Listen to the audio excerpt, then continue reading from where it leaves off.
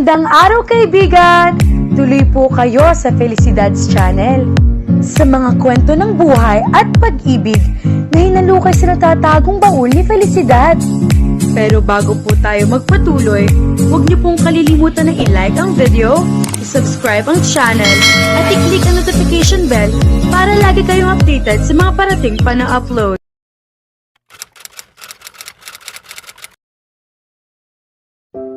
Matapos ang maikling titig namin ni Kelly, tiningnan ko ang paligid ng opisina at hindi maiwasang humanga.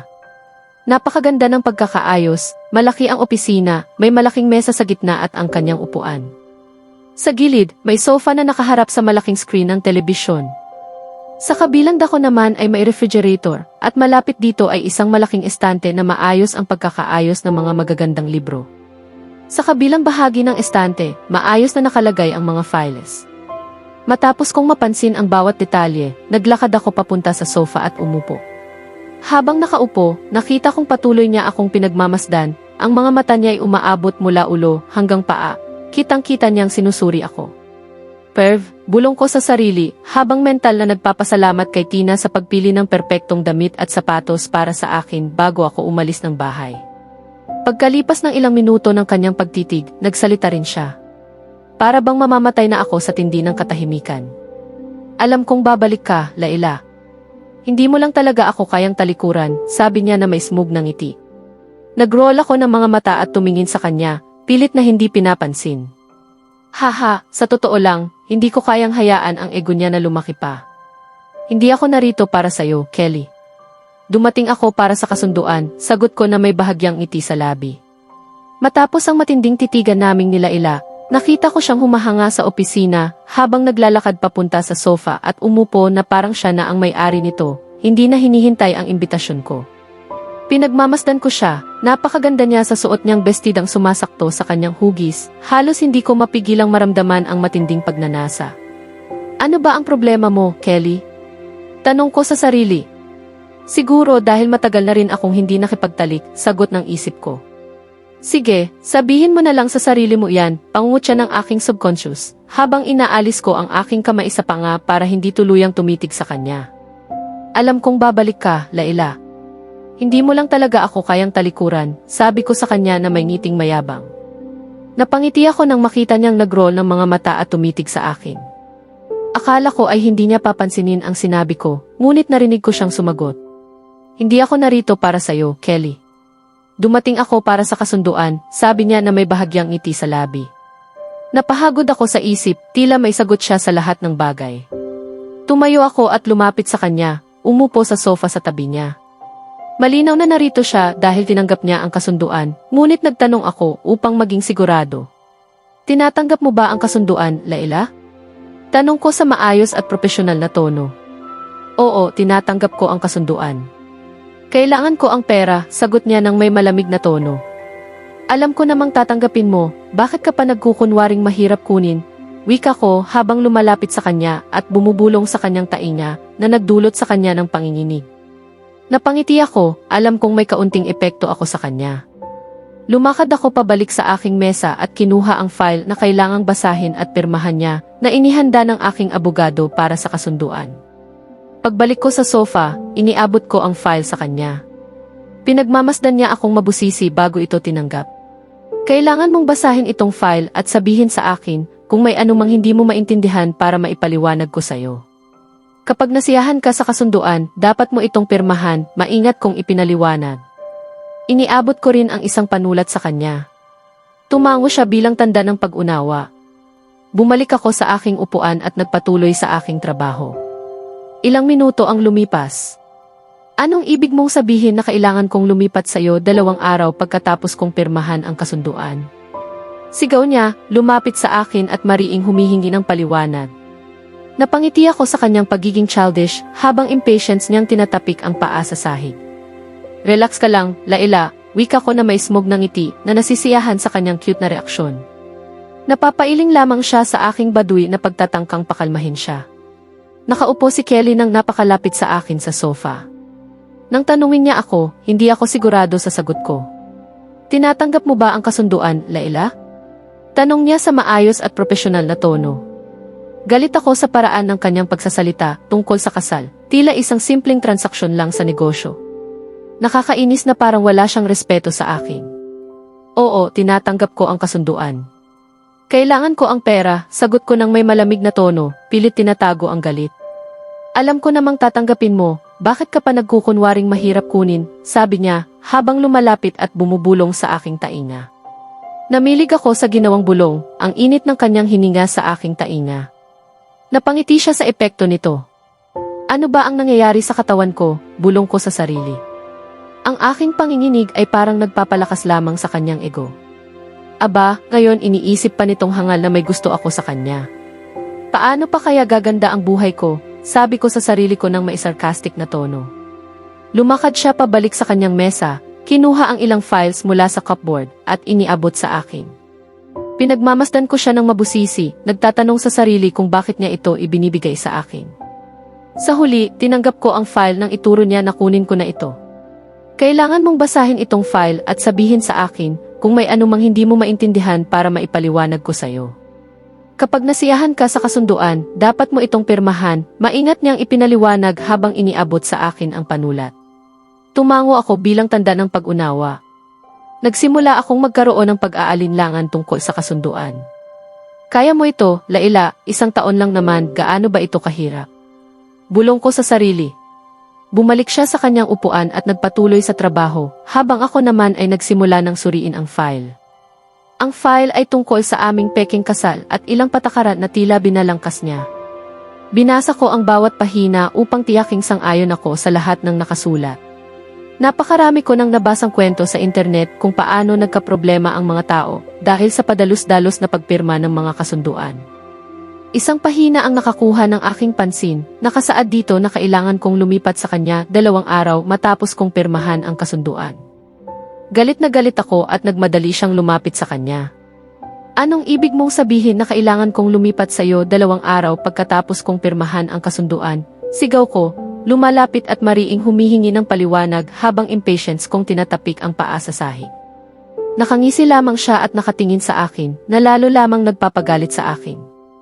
Relax ka lang, Laila, sabi niya na may ngiting smog. Napapailing ako sa kanyang pilit na pagtatangkang pakalmahin ako. Kitang-kita kong nasisiyahan siya sa akin na nairita. Nakakainis talaga. Kailangan nating magsama sa isang bubong dahil mas magiging kapanipaniwala na engaged ka sa akin. Paliwanag niya ng may seryosong mukha na nawala ang anumang bakas ng aliw. Alam kong sinusubukan niya akong takutin.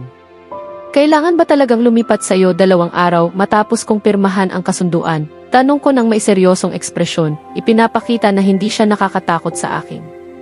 Halos natawa ako sa kanyang pagkairita sa sarili, habang mumurming ilang salita na halos hindi ko maintindihan. Lolo, bakit napakatigas niya? Bakit, sambit niya sa sarili. Bakit ka napakatigas, Laila? Tanong niya, lumalapit sa akin na may determinado at seryosong tingin. Bakit ka nakakainis, Kelly? Sagot ko, unti-unting umatras hanggang sa maramdaman kong nakadikit na ang aking likod sa pader, wala nang puwang para lumipat. Bago pa man ako tuluyang maitulak, pinigil niya ako sa pamamagitan ng paglagay ng kanyang mga kamay sa magkabilang gilid ko at ng kanyang binti sa pagitan ng aking mga binti. Naramdaman ko ang init ng kanyang hininga sa aking balat. Babalang siyang magsalita nang may katok sa pintuan. Pasok, sabi niya nang may pag-ungol habang bumalik sa kanyang upuan. Napanginhawa ako nang maluwag ang dibdib. Nagtaka ako sa kanyang intensyon. Pagkasabi niya na pasok, pumasok ang lalaki, may dalang mga file. Maganda ang tindig niya, may blonde na buhok at maayos ang pananamit. Hindi pa niya napapansin ang aking presensya sa opisina. Sir, kailangan po ng agarang pirma ninyo sa mga files na ito, sabi ng lalaki habang iniabot ang mga dokumento kay Kelly na mabilis itong tiningnan at sinimulang pirmahan.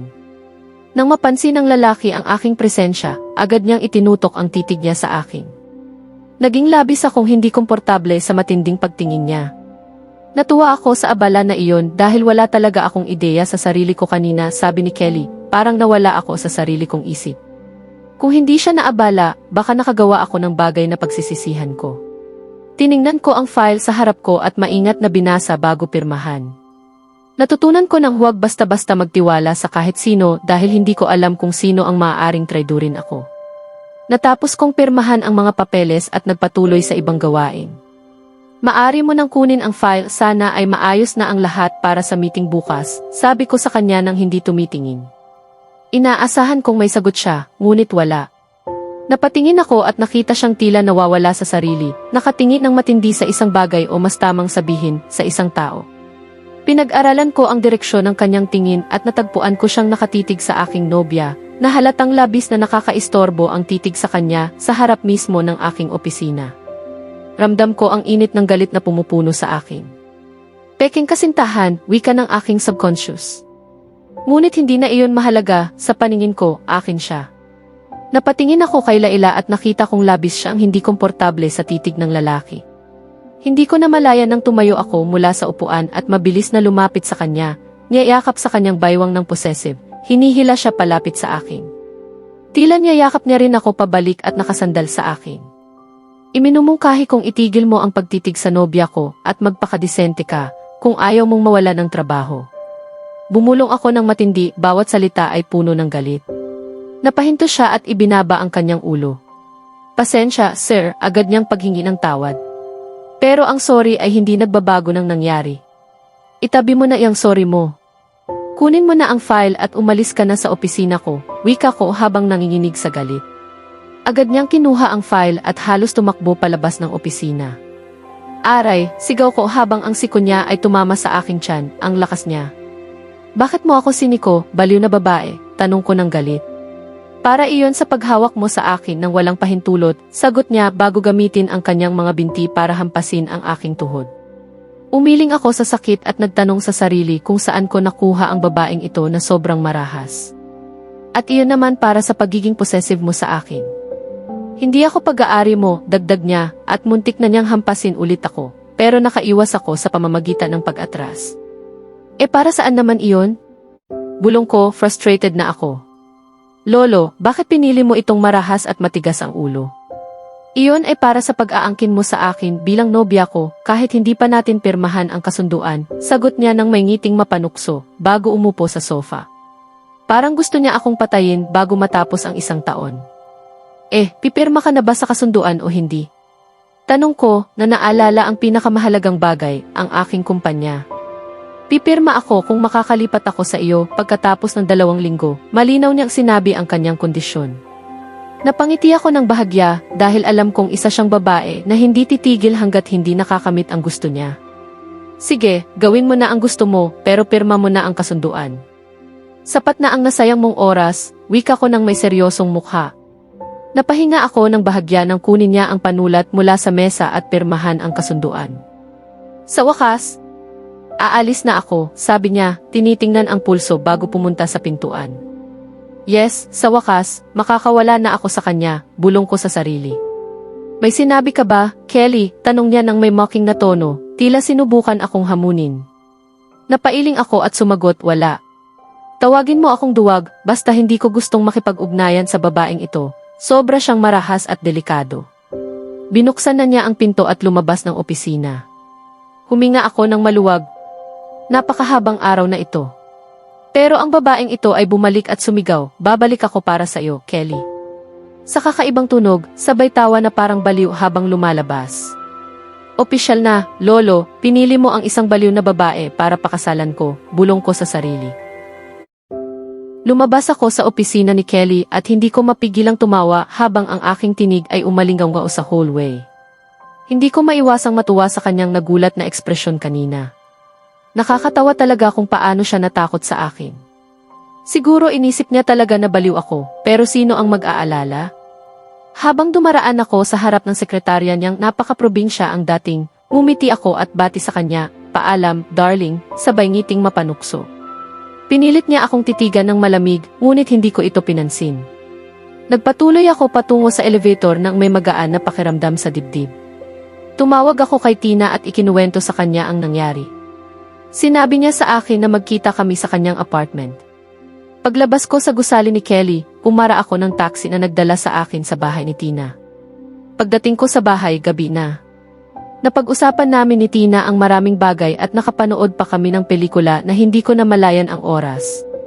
Mabilis akong naligo at nagbihis ng aking pajamas. Tulog na si Vivian nang dumating ako. Humiga ako sa kama, nilagyan ng kumot, medyo malamig ang simoy ng hangin.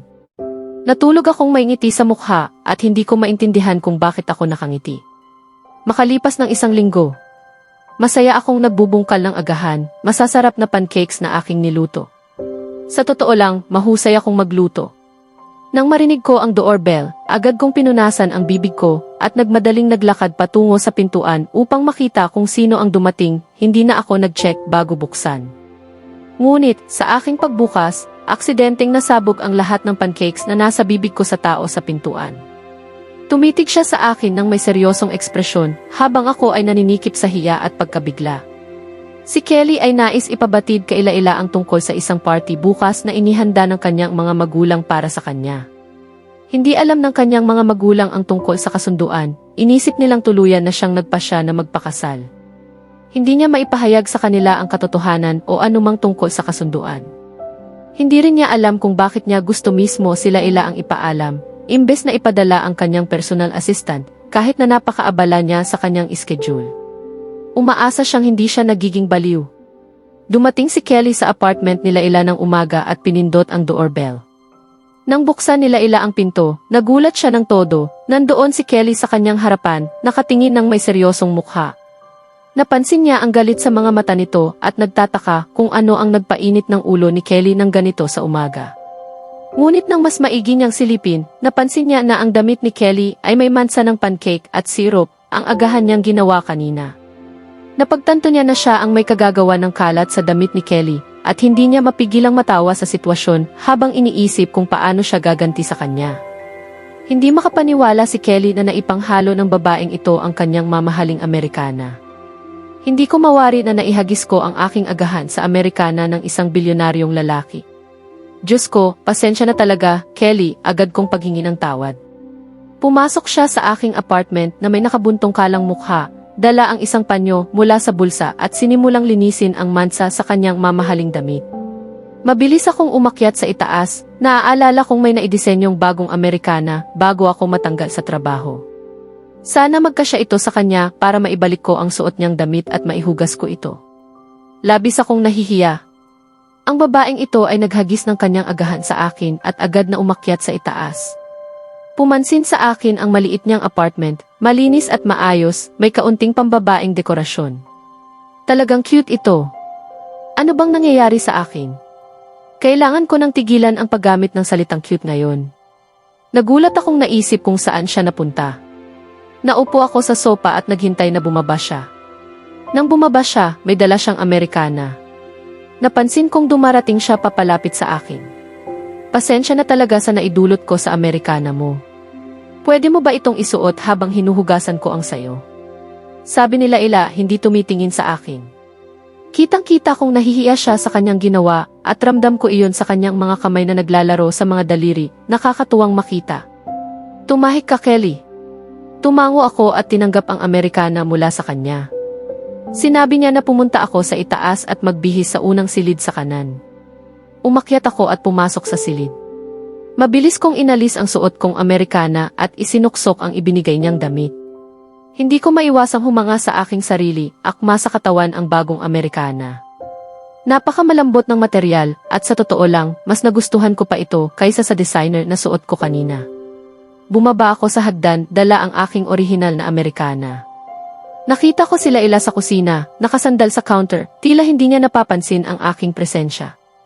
Habang nakatitig ako sa kanya, hindi ko maiwasang humanga sa ganda niyang nakikita ko sa harap ko. Suot niya ang kaakmang top at shorts. Habang patuloy akong nakatitig sa kanya, maraming hindi ka nais-nais na iniisip ang pumasok sa aking isipan.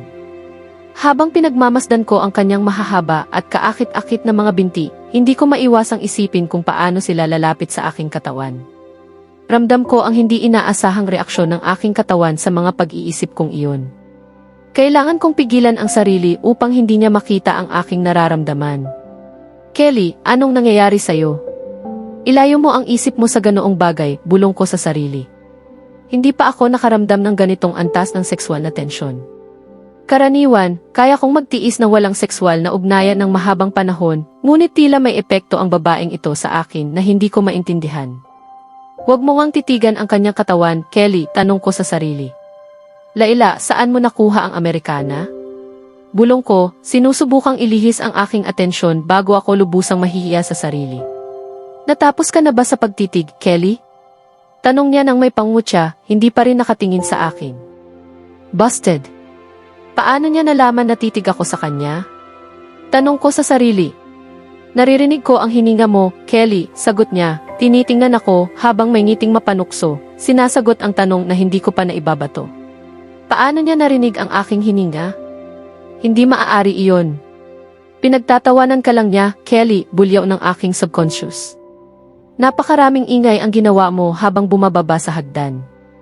Maliit lang ang apartment ko at nalaman ko rin dahil sa pabango mo, pangungutya niya habang tumatawa sa aking nagulat na ekspresyon. Hindi ko maiwasang humanga sa tunog ng kanyang tawa. Mabilis kong ikinumpas ang ulo ko, sinusubukang linisin ang isip ko. Tigilan mo na yung pagtawa at sabihin mo na kung saan mo nakuha ang Amerikana, biglang bulong ko, halatang nag-aalala kung may lalaking nakatira sa apartment niya o kaya'y boyfriend, dahil alam kong wala siyang kapatid na lalaki. Saan niya kaya nakuha iyon? Ano ba yung biglang pagbabago mo ng tono? Narinig ko siyang bulong sa sarili bago sumagot.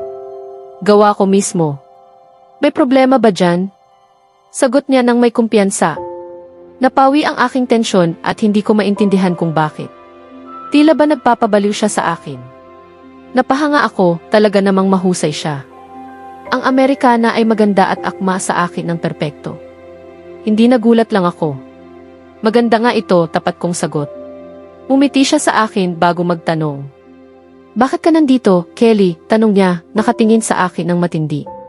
Sa totoo lang, nakalimutan ko na ang tunay na dahilan ng pagdating ko. Magkakaroon ng party ang mga magulang ko para sa iyo bukas, at kailangan mong dumalo, sagot ko ng may tono ng negosyo. Irol niya ang mga mata at nagsabi ng pangungutya sa aking tono, ngunit hindi ko iniintindi dahil malinaw na ito ay bahagi lamang ng kasunduan. Alam ba ng mga magulang mo ang tungkol sa kasunduan natin? Tanong niya nang may kuryosidad habang naglalakad papunta sa sala at umupo sa sofa. Nakatawid ang mga paa sa Indian style na bahagyang nagpakita ng kanyang hita. Halos hindi ko napigilan ang aking sarili. Hindi nila alam ang kasunduan natin, ngunit alam nila ang kasunduan ng ating mga lolo. Kailangan nating dumalo bilang magkapareha dahil iniisip ng mga magulang ko na masaya tayo sa isa't isa. Kaya kailangan kitang ipakilala bilang aking kasintahan upang hindi magulat ang iba kapag ipinakilala kita bilang aking magiging asawa, paliwanag ko. Sinusubukang tumingin sa paligid ngunit nahihirapan dahil tila hindi ko maalis ang tingin sa kanyang mga hita. Anong oras ang party? Tanong niya, nakatingin sa akin habang iniinom ang kanyang kape. 7:00 ng gabi, sagot ko nang hindi masyadong nakatutok habang tinitingnan ang aking relo. Ang bilis ng oras, paano ko nasayang ang ganitong katagal dito?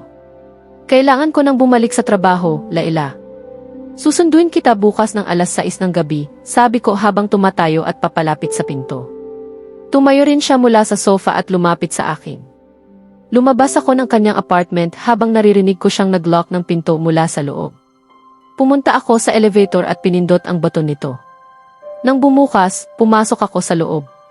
Napansin ko ang kakaibang tunog na ginagawa ng elevator, kaya naisip kong ipaalam kay Ryan na tawagan ang repairman para ayusin ito. Upang sagutin ang hindi mo naitanong, ako ang bagong may-ari ng gusaling ito. Binili ko ito mula sa mga dating may-ari. Hindi ko pa rin alam kung bakit ko binayaran ng ganoon kalaki ang gusaling ito. Hindi ko karaniwan na bumili ng maliit na gusali o gastusin ang pera sa hindi kinakailangan. Lumabas ako sa gusali at pumunta sa sasakyan ko bago magmaneho patungo sa opisina. Pagkalabas ni Kelly sa apartment ko, bumalik ako sa kusina upang ayusin ang mga pinggan. Hindi ko maiwasang isipin ang gagawin ko bukas sa party. Ano nga ba ang isusuot ko? Naalala ko agad na may formal gown ako na hindi pa tapos at matagal ko nang ginagawa. Tatapusin ko ito ngayong araw para maisuot ko sa party bukas. Ipapares ko na lang ito sa isa sa aking mga high heels. Madali lang naman ito. Nakalimutan mo ba na bilyonaryo si Kelly? Siguradong maraming kamera ang nakatutok sa'yo, Laila, bulyaw ng aking subconscious. Sana hindi ko ikahiya ang sarili ko bukas. Ngayon, naisip ko lang, sana hindi dumating ang bukas. Kailangan kong tawagan si Tina upang tulungan akong kunin ang mga materyales na kakailanganin ko para matapos ang aking damit. Hinanap ko ang aking cellphone ngunit wala ito kahit saan. Pumunta ako sa sala para maghanap ngunit hindi ko pa rin makita ang telepono. Nasaan na naman ang telepono? Sa halip, nahanap ko ang Amerikana ni Kelly sa sofa. Siguro nakalimutan niyang ibigay sa akin. Talagang nagustuhan niya ang ginawa kong Amerikana. Inalok ko pa nga siyang hugasan ito kanina bilang paghingi ng pasensya dahil naihagis ko ang aking agahan sa kanya. Nakalimutan ko na tuluyang ang Amerikana. Kinuha ko ang Amerikana mula sa sofa at umakyat papunta sa maliit kong laundry room upang hugasan ito. Pagkatapos kong matapos ang labada, narinig ko ang tunog ng aking telepono. Nakalimutan ko pala na hinahanap ko ito kanina. Sinundan ko ang tunog at napunta sa aking kwarto, kung saan nakahiga ang telepono sa kama. Kinuha ko ito nang hindi muna tinitingnan kung sino ang tumatawag. Tina, hey Layla, masigla niyang bati sa telepono. Miss na miss ko ang boses niya kahit kausap lang namin siya kagabi. Layla, hey Tina, gusto na sana kitang tawagan kanina. Salamat at ikaw ang tumawag, sagot ko nang may buntong hininga habang pumunta sa aking closet at kinuha ang damit. Tina, may problema ba, Layla? Parang iba ang boses mo. May gusto ka bang ipagawa sa akin? Sabihin mo lang ang pangalan, alam mo naman na handa ako, tanong niya nang may kumpiyansa. Napalingon ako at napangiti dahil kilala ko na si Tina, palaging sobra ang reaksyon sa maliliit na bagay. Noong college, tinadyakan niya ang ilong ng isang lalaki dahil hindi ito humingi ng paumanhin nang mabangga ako at mabagsak ang mga libro ko sa sahig. Tina, huwag mo akong i-roll ang mata at sabihin mo na kung ano ang problema, batang babae, mariing sabi niya. Layla, kalma lang Tina. Wala namang problema, gusto ko lang humingi ng pabor, sabi ko ng matamis habang umupo sa kama at pinaglalaruan ang maluwag na hibla ng buhok ko gamit ang isang kamay. Tina, ikwento mo na, Layla.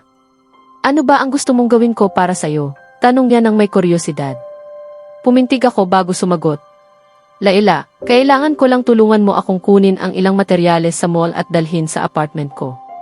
Ipaliwanag ko ang iba kapag narating mo na dito, ha? Pretty please, sagot ko. Nag-isip siya sandali bago sumagot. Tina, okay, sige, gagawin ko, pero bakit ba ako kailangan gumawa nito ulit? Tanong niya ng may pagkasarkastiko. Alam kong hindi niya kayang tanggihan ako, pero hindi niya aaminin. Layla, kasi mahal mo naman ako, sagot ko ng mas matamis. Napang-uyam siya. Tina, o sige, basta i-text mo na lang kung ano ang kailangan mo, Layla, utos niya. Alam kong nag-roll ng mata siya habang nagsalita. Layla, okay, kita-kits Tina at ingat, sagot ko bago isara ang tawag. Tumingin ako sa maganda ngunit kalahating tapos na damit na nakalapag sa kama. Kumuha ako ng ilang materyales mula sa kabinet at naghanda na ipadala kay Tina ang listahan ng mga kailangan ko, pati na ang kulay ng mga ito. Kinuha ko ang aking manika mula sa tabi ng closet at isinusuot ang damit sa kanya. Inilabas ko ang aking metro, gunting at set ng pananahi. Sinimulan kong sukatin ang mga materyales at gupitin ang mga ito batay sa mga mayroon na ako. Bumalik ako sa aking sketchbook upang muling tingnan ang orihinal na disenyo ng damit. Maraming alaala ang bumabalik sa akin habang nakikita ko ang damit na ito. Naalala ko ang huling pag-uusap ko sa aking ina bago ang aksidente. Baliktanaw. Ano, gising ka pa rin ba, anak?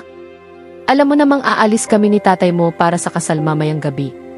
Babalik kami bukas ng gabi, wika ng aking ina, nakangiti habang nakasandal sa pintuan ko. Nakaupo ako sa aking mesa, sinusubukang tapusin ang aking bagong disenyo, ngunit hindi ko makuha ang tamang itsura nito. Mama, matutulog na ako pagkatapos kong matapos ang design ko, pero na-stuck talaga ako, sagot ko ng may buntong hininga, halatang nairita. Tingnan natin, anak, sagot niya habang lumalapit. Ipinakita ko sa kanya ang aking sketchbook. Tiningnan niya ito at ngumiti sa akin. Anak, kailangan mo lang lagyan ng malaking bow tie sa baywang at gawing off-shoulder gown na may maraming flare, paliwanag niya habang nagwawagayway ng kilay at nakangiti ng matamis. Umiti rin ako bilang tugon. Salamat, Mama, ikaw talaga ang pinakamagaling, sabi ko habang hinahalikan niya ang aking pisngi. Siguraduhin matutulog ka agad pagkatapos nito, ha? Kita-kits natin bukas, mga anak ko, dagdag niya, sabay halik sa aking ulo. Sana nga nakita ko siya kinabukasan, ngunit iyon ang huling pag-uusap ko sa kanya at wala na siya kailanman. Sa kasalukuyan, Pagkalipas ng ilang minuto ng paghahanap, natagpuan ko rin ang disenyo. Ngumiti ako sa ganda ng damit. Gumawa ako ng kaunting trabaho sa damit gamit ang mga materyales na mayroon ako. Nang magutom ako, pumunta ako sa kusina upang kumuha ng baso ng tubig. Ngunit narinig ko ang doorbell. Agad akong lumapit sa pinto, alam kong si Tina na ang nakatapat sa pinto. Si Vivian ay tumawag kanina upang ipaalam na matutulog siya sa bahay ng kanyang boyfriend. Wala naman akong problema dito, isang ganap na babae si Vivian at kaya niyang gumawa ng sariling desisyon. Nakita ko rin na mahal siya ng binata. Kaya sino ba ako para tutulan ito? Nakahanap ang kapatid ko ng mabuting boyfriend at may maayos na buhay sosyal. Samantala, ako, wala pa ring boyfriend, wala pang unang halik at nananatiling berhen. Hindi pa talaga ako handa sa relasyon o nagkaroon ng oras para rito. Ito na yata ang naging dahilan ko sa loob ng maraming taon. Binuksan ko ang pinto at sinalubong si Tina na may ngiti sa labi, bitbit ang maraming shopping bag na pangisi na lamang ako at isinantabi ang aking ulo sa kanya. Hindi ako nagulat, kilala ko si Tina, isang tao na pumupunta sa tindahan para lang sa isang karton ng gatas at nauwi sa pagbili ng halos buong tindahan. Binalik ko ang pinto ng maluwag upang makapasok siya bago ko kausapin ang ilan sa mga bag na dala niya. Anong magagawa ko, hindi ko mapigilan, sabi niya sabay ngiti. Ikinindat ko siya habang nag-akyat ako ng hagdandala ang mga shopping bag. Narinig ko si Tina na sumusunod sa akin pataas. Nang marating namin ang aking silid, binuksan ko ang pinto at ibinagsak ang mga bag sa kama. Ginawa rin niya ang pareho. Wow, Laila, sa wakas ay gusto mo nang tapusin ang damit na ito. May espesyal na okasyon ba? Tanong niya habang nakataas ang kilay at nakatingin sa damit na nakasabit sa manika. Ang damit na ito ay nagsimula ko pa noong kolehiyo. Hindi ko ito natapos noon dahil labis nitong ipinapaalala sa akin ang aking ina. Malaki ang naitulong niya sa pagbuo ng disenyo ng damit. Dapat ay natapos ko na ito noong araw ng aksidente, ngunit hindi ko na nagawang tapusin muli ang damit. Ngumiti ako, umaasang matatapos ko ito para sa event bukas. Tiningnan ko si Tina, na abala sa pagkain ng chips. Alam ko na bumili siya ng maraming junk food sa mall, tila obsesyon niya ang mga ito. Magdiriwang ang mga magulang ni Kelly ng party bukas para sa akin at sasama ka sa akin. Ano sa palagay mo, Tina? Sasama ka ba o hindi? Tanong ko sabay ngiti, alam kong hindi siya makatatanggi sa mga party. Nakita ko ang ngiti na unti-unting naging smirk sa kanyang mukha. Bingo, nakuha ko siya. Handa na tayo para sa ating mga damit, girl. Sabi niya sabay ngiti. Ang pagod ko na, Laila. Sa tingin ko, magpapahinga muna ako sandali, sabi ni Tina habang humiga sa aking kama, sabay buntong hininga ng madama ang lambot ng unan. Napangisi ako at ikinindat ang aking mga mata sa kanya. Ako ang abalang-abala sa pananahi habang siya ay abala sa pagkain ng junk food at ngayon gusto na niyang magpahinga. Inilaan ko na lamang ang aking pansin sa aking pananahi. Ilang minuto ang lumipas at sa wakas, natapos ko na ang aking damit. Umiti ako habang pinagmamasdan ang aking magandang likha. Pumunta ako sa banyo upang isuot ang damit at tiyakin kung akma ito ng perpekto. Paglabas ko mula sa banyo, lumapit ako sa tabi ng kama at tinignan si Tina na tahimik na natutulog. Humiga ako sa tabi niya at sabay sigaw sa kanyang tenga. Tina, kumusta ang itsura ko? Bigla siyang natagilid sa kama sa sobrang gulat at nagsimula akong tumawa sa tanawing iyon habang siya ay nagdaing sa kerot. Anong nangyari sa'yo, babae? Sabi niya sabay tingin sa akin. Napangiti na lamang ako at muling tinanong. Kumusta ang itsura ko, Tina? Sabay ikot-ikot para makita niya ang damit. Tiningnan niya ang damit na may pagkagulat sa mukha. Diyos ko! Ang ganda mo sa damit na iyon. Gustong-gusto ko ang damit, sobrang proud ako sa iyo, Laila. Sabi niya sabay punas ng peking luha at hilahin ako sa isang yakap. Nakakatuwa talaga siya. Tinugon ko ang yakap na may ngiti, alam kong nakagawa ako ng isang bagay na napakahalaga sa akin, at ipagmamalaki ako ng aking ina. Hindi ko na malaya na umiiyak na pala ako, hanggang sa marinig ko si Tina na mahina at mahinahong nagbubulong para ako ikalmahin. Ilabas mo lahat, Laila. Proud siya sa'yo, sabi niya, hinahaplos ang aking likod. Matagal na rin mula noong huling umiiyak ako para sa aking mga magulang. Pinili kong ituon ang aking isip sa masayang alaala, kaysa sa malulungkot na sandali. Umiti ako bago pumunta sa banyo upang magbihis muli. Matapos akong magbihis, lumabas ako ng banyo at pumunta sa aking closet upang ilagay ang damit. Bigla, narinig ko ang sigaw ni Tina. Hindi. Lumitaw sa akin ang takot, kaya agad kong isinara ang pinto ng closet at tumingin kay Tina. Ano kakalimutan ko pala na wala akong masusuot para sa party bukas. Sabi niya na halatang nasa panic mode habang naglalakad sa aking kwarto at mumurmo sa sarili. Lumapit ako sa kanya at inilagay ang aking mga kamay sa kanyang balikat upang pigilan ang posibleng panic attack. Kalma ka lang, Tina. May damit ako para sa'yo, sabi ko sabay kindat sa kanya habang lumalapit sa aking closet. Kinuha ko ang isang damit na dinisenyo ko ilang buwan na ang nakalipas, espesyal para sa kanyang kaarawan. Hihintayin ko sana ang birthday mo, pero siguro pwede mo na itong matanggap ngayon, sabi ko sabay abot sa kanya ng damit. Ang ganda ng damit. Ang galing mo talaga, Laila. Sigaw niya sabay halik sa aking pisngi na ikinatawa ko sa kanyang kabataang asal. Walang anuman, Tina, sagot ko sabay tawa. Lumabas ako ng kwarto at nagtungo sa kusina para kumuha ng pagkain. Sobrang gutom ko na, ilang oras na akong nagtatrabaho sa aking disenyo ng tuloy-tuloy. Namimiss ko na rin kumain ng spaghetti at meatballs, matagal ko nang hindi nakakain ng paborito kong ulam. Inihanda ko ang lahat ng sangkap para sa spaghetti at meatballs. Habang ginagawa iyon, nakita kong bumaba si Tina sa hagdan na may dalang handbag. Lumapit siya sa kusina at inabot sa akin ang isang shopping bag. Tiningnan ko siya at saka ang bag. Special gift ito para sa'yo. Huwag mong titingnan ang laman hanggang sabihin ko bukas, okay? Wala kang dapat tingnan. Kailangan ko na umalis, dadalhin ako ni Franco sa sinihan ngayong gabi, sabi niya habang kumukuha ng juice sa ref.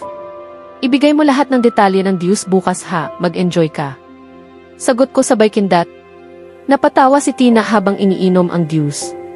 Pagkatapos, lumabas siya ng apartment at bago tuluyang umalis ay sumigaw. Kita-kits bukas, 12:00 ng tanghali, okay Laila? Sabi niya bago isara at i-lock ang pinto. Napangiti ako sa kanyang kabaliwan at muling bumalik sa paghahanda ng aking hapunan. Sobrang pagod ko na, sa isip ni Kelly. Hindi ako tumigil sa trabaho buong araw. Pumunta ako sa construction site para tingnan ang progreso ng bagong proyekto. Natutuwa ako dahil maayos ang lahat at masaya rin ang ating mga investor sa kinalabasan. Kinuha ko ang kape na inihatid ni Ryan kanina mula sa mesa. Habang hawak ang tasa, lumapit ako sa bintana at huminto sa pag-inom, pinagmamasdan ang magandang tanawin ng lungsod. Napakalalim ng aking iniisip na hindi ko na malaya na pumasok si Tony sa opisina hanggang sa nagsalita siya. Hey Kelly, kamusta? Sabi niya habang papalapit sa akin, sabay ang ating bro handshake. Okay naman, ikaw. Ano nang ginagawa mo dito, man? Sagot ko habang umuupo sa sofa, patuloy ang pag-inom ng kape. Dumating ako para makita ang paborito kong dude sa buong mundo, sabi niya sabay ngiti at umupo sa tabi ko sa sofa. Kamusta na ang magiging misis, dude? May maliit na ibon na nagsabi sa akin na magpapaparty ang mga magulang mo para sa kanya at hindi mo man lang ako inimbita. Nasaktan ako. Ngayon na nakuha mo sila ila, parang nakalimutan mo na ako, sabi niya habang nagkukunwaring nasasaktan. Napahiya lang ako at mumiti ng bahagya. Talaga, dude? Kahit hindi kita iniimbita, lagi mo namang inaanyayahan ang sarili mo, sagot ko, naaalala lahat ng beses na bigla siyang dumadating sa mga party ko nang hindi inabisuhan. Para sa akin, hindi na kailangan pang imbitahin ang isang taong alam na ang party bago pa man sabihin. Tama ka, dude, siguro ay pamilya na rin ako, sabi niya sabay tawa, na ikinagalit ko ng bahagya. At ano ba ang ibig mong sabihin sa ngayon na nakuha ko si Laila? Isa lang itong business deal at huwag mo nang ulitin ang ganoong biro, sabi ko nang may galit sa tono. Ngunit basta't ngumiti lang ang lalaki at nagsalita. Sa usaping pamilya, nakita mo na ba ang agad kong pinutol siya, alam ko na kung ano ang gusto niyang sabihin. Hindi ako nasa mood para sa kanyang biro ngayon. Wala ako sa mood para sa iyong mga biro ngayon, Tony, kaya tigilan mo na, sabi ko sabay tingin sa kanya, tila hinahamon siya. Sige, relax lang, sabi niya habang iniangat ang kamay sa tanda ng pagsuko. Isang batang espiritu sa katawan ng isang matandang lalaki, yan lang ang masasabi ko. Anong sinabi mo? Tanong ko habang itinaas ang kilay. Sabi ko, ang ayos mo ngayon, Kelly, sagot niya sabay ngiti na may halong kalokohan. Salamat, sagot ko ng seryoso habang kinuha ang laptop ko at nagpatuloy sa trabaho. Tony, gusto kong alamin mo kung bakit nasisanti sa trabaho sila ila, sabi ko sa kanya ng seryoso. Mukhang talagang talentado ang babae, kaya gusto kong malaman ang dahilan ng kanyang pagkakatanggal. Okay, aayusin ko yan at bibigyan kita ng update, sagot niya habang bumabangon mula sa sofa. Makikita kita bukas, Tony, sabi ko. Pinag-bro handshake namin siya bago siya lumabas ng opisina. Tiningnan ko ang oras at napagtanto kong medyo huli na. Mabilis kong inayos ang mga file sa mesa, kinuha ang aking suitcase, at naglakad palabas ng gusali. Pumunta ako sa pribadong parking lot, sumakay sa kotse, at nagmaneho pa uwi. Pagdating sa bahay, agad akong humiga sa kama. Hindi ko maiwasang isipin ang nangyari kanina sa araw na iyon. Nagising ako nang may buntong hininga. Hindi ako nakatulog kagabi dahil patuloy kong iniisip ang nangyari sa apartment ng baliw na babaeng iyon. Hindi ko maipaliwanag kung bakit hanggang ngayon ay nararamdaman ko pa rin ang kakaibang pagnanasa. Hindi ko maintindihan kung ano ang ginawa niya sa akin. Nagpasya akong tapusin muna ang ilang trabaho dahil hindi ako makatulog. Tiningnan ko ang alarm clock, 3:00 ng madaling araw na pala. Agad akong bumangon mula sa aking king-size na kama at nagpunta sa study room para magtrabaho. Ilang minuto ang lumipas habang abala akong nagtatrabaho sa proyekto gamit ang laptop. Nakatuon ang tingin ko sa screen, sinusubukan lumikha ng kakaibang disenyo. Hindi ko namalayan na nakatulog pala ako sa study room habang nagtatrabaho. 2 oras ang lumipas. Lumabas ako mula sa walk-in closet, kumpleto na ang aking kasuotan para sa trabaho. Mabilis kong inayos ang aking necktie at sinprayahan ng kolog ang sarili. Masakit pa rin ang likod ko mula sa pagkakahiga kanina. Hindi ako makapaniwala na nakatulog ako sa study room sa pinaka-hindi komportableng posisyon. Ang babaeng iyon ang may kasalanan, hindi pa kami kasal, pero parang pinapahirapan na niya ako. Kailangan kong matutong kontrolin ang sarili kapag kasama siya. Kinuha ko ang relo sa mesa at isinabit sa aking pulso. Tiningnan ko ang refleksyon ko sa salamin at ngumiti. Maganda ang hitsura ko, sabi ko sa sarili. Pumunta ako sa kusina para kumuha ng kape. Uminom ako ng 1 tasa bago lumabas ng mansion. Nakita ko na ang driver ko na nakatayo sa tabi ng sasakyan, naghihintay sa akin. Tinawagan ko siya kanina dahil siya ang magmamaneho sa amin nila ila papunta sa party mamaya. Hindi ko talaga gusto magmaneho sa mga formal na okasyon, lalo na ngayon, wala talaga akong gana. Masakit pa rin ang likod ko habang lumalapit sa kotse. Magandang umaga, Ginoong Abuitis, bati ni Daniel, ang driver ko, nang magalang. Magandang umaga, tugon ko sabay kindat. Binuksan niya ang pinto ng sasakyan at pumasok ako. Ilang minuto ang lumipas, dinala niya ako sa harap ng aking gusali. Mabilis niyang binuksan ang pinto ng kotse habang bumababa ako at pumapasok sa loob. Maaga pa kaya kakaunti pa lang ang tao sa gusali. Ilang oras ang lumipas. Abala pa rin ako sa pagdidisenyo nang may kumatok sa pinto. Pasok, sagot ko nang hindi tumitingin. Sir, dumating na po ang inyong suite para sa party, sabi ni Ryan, ang personal assistant ko. Tumingin ako sa kanya at nakita ang suot na espesyal na in-order ko para sa party. Inutusan ko siyang ipadala ito sa bahay ko. Lumabas siya matapos isara ang pinto ng opisina. Ilang minuto ang lumipas, pumasok muli siya. Sir, tumawag po ang ina ninyo kanina at sinabi niyang dumating kayo ng maaga sa party, wika niya. Naiisip ko na mas mabuti nga na sundin ko ang sinabi niya dahil kilala ko ang ina ko. Mahirap lapitan kapag inaatasan ka niya. So, anong oras na ngayon, Ryan? Tanong ko nang hindi tumitingin sa screen. 4:00 na po ng hapon, sir, sagot niya. Nako, paano naman kabilis ng oras? Agad akong tumayo mula sa upuan, isinara ang laptop at inilagay ito sa aking suitcase. Mabilis kong inayos ang sarili, kinuha ang telepono at isinaksak sa bulsa. Sinuri ko kung may nakalimutang dala. Hindi ko akalain na naabala ako sa trabaho na hindi ko namalayan kung gaano nakatagal ang lumipas. Kailangan kong umuwi, maligo at pumunta sa bahay nila ila para sunduin siya. Sana nakahanda na siya. Ayaw ko talagang maghintay ng kahit sino, lalo na ng babae, sabi ko sa sarili ko sabay buntong hininga. Habang naglalakad palabas ng opisina patungo sa aking pribadong elevator, iniabot ko ang suitcase kay Ryan na sumusunod sa likod ko, sabay utos kung ano ang gagawin niya. Pumasok ako sa elevator at kinuha ang suitcase mula sa kanya. Lumabas ako ng elevator at tinahak ang labas ng gusali nang hindi na tumitingin sa ibang tao. Paglabas ko ng gusali, nakita ko na ang driver ko na naghihintay. Agad akong sumakay sa sasakyan at nagmaneho siya pa uwi sa bahay. Samantala sa apartment nila Ila. Maagang nagising ako kaninang umaga at nagpasya akong mag-jogging para maglinis ng isip. Hindi ako nakatulog kagabi dahil paulit-ulit kong iniisip ang posibilidad na maembaras sa party. Pumunta ako sa closet at nagsuot ng sport bra at short. Ginupit ang buhok ko sa isang cute na ponytail at isinuksok ang earphones. Sinara ko ang apartment at nagsimula sa jogging sa paligid ng kapitbahayan. Pagkalipas ng ilang minuto, nagpahinga ako at napansin ang isang maaliwalas na bakery restaurant. Pumasok ako at bumili ng isang tasa ng kape at masarap na muffin. Natapos ko ang muffin at nagpasya akong kumuha pa ng ilan para sa bahay. Lumabas ako at nagjogging pabalik sa apartment.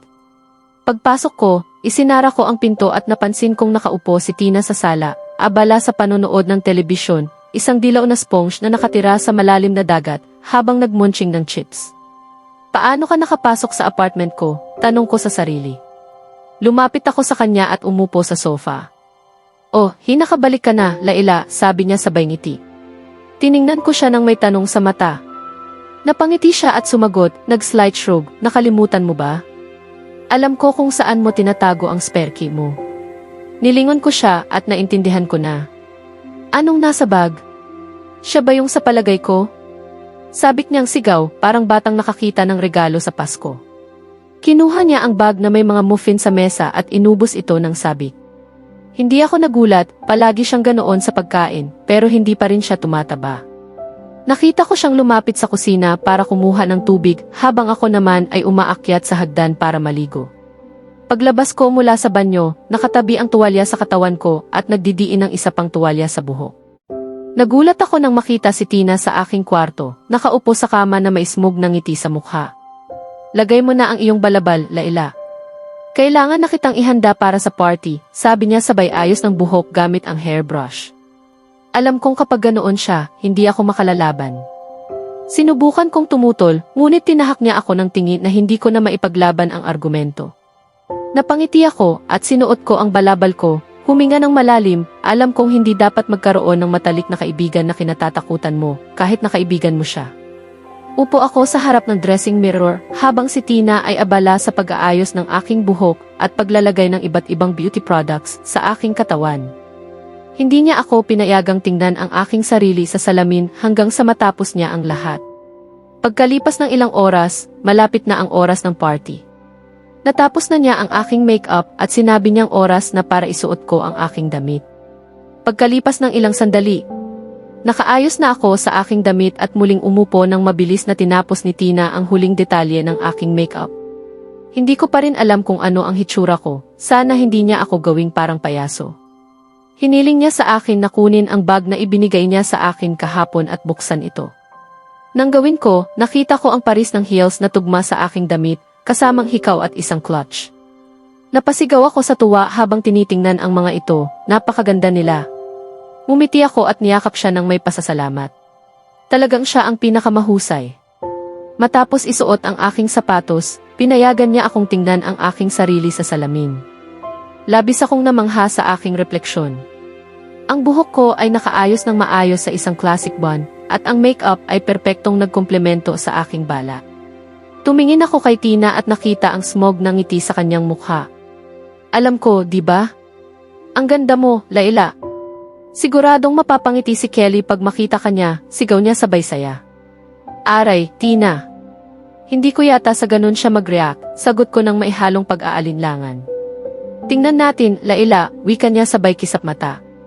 Biglang may narinig kaming doorbell. Aba, mukhang dumating na si Prince Charming, dagdag niya sabay tawa bago lumabas ng kwarto. Umiling lang ako sa kanya habang pinagmamasdan ko ang aking sarili sa salamin at mumiti. Tinawagan ako ni Tina upang ipaalam na dumating na si Kelly. Mabilis kong isinuksok ang espesyal na diamond necklace na regalo ng aking mga magulang. Pagkatapos, bumaba ako sa hagdan. Dumating na ako sa apartment nila Ila at pinindot ang doorbell. Isang magandang babaeng may pulang buhok ang bumukas ng pinto. Ikaw ba si Kelly? Tanong niya sabay ngiti. Tumango ako bilang kumpirmasyon. Pasok ka, anyaya niya. Pumasok ako sa apartment at nagtungo sa sala, umupo sa sofa. Babalik sila ila agad, sabi niya sabay ngiti. Bago pa man ako makasagot, sumigaw siya mula sa itaas. Itaas mo na ang puwit mo, Laila. Dumating na ang Prince Charming mo. Pinikit ko ang aking mga tainga. Napakalakas ng boses niya. Napansin ko ang oras at sana ay magmadali sila ila, ayaw kong malate.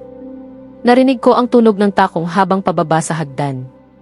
Tumingin ako at nakita sila ila. Wow, ang ganda at sexing anyo niya.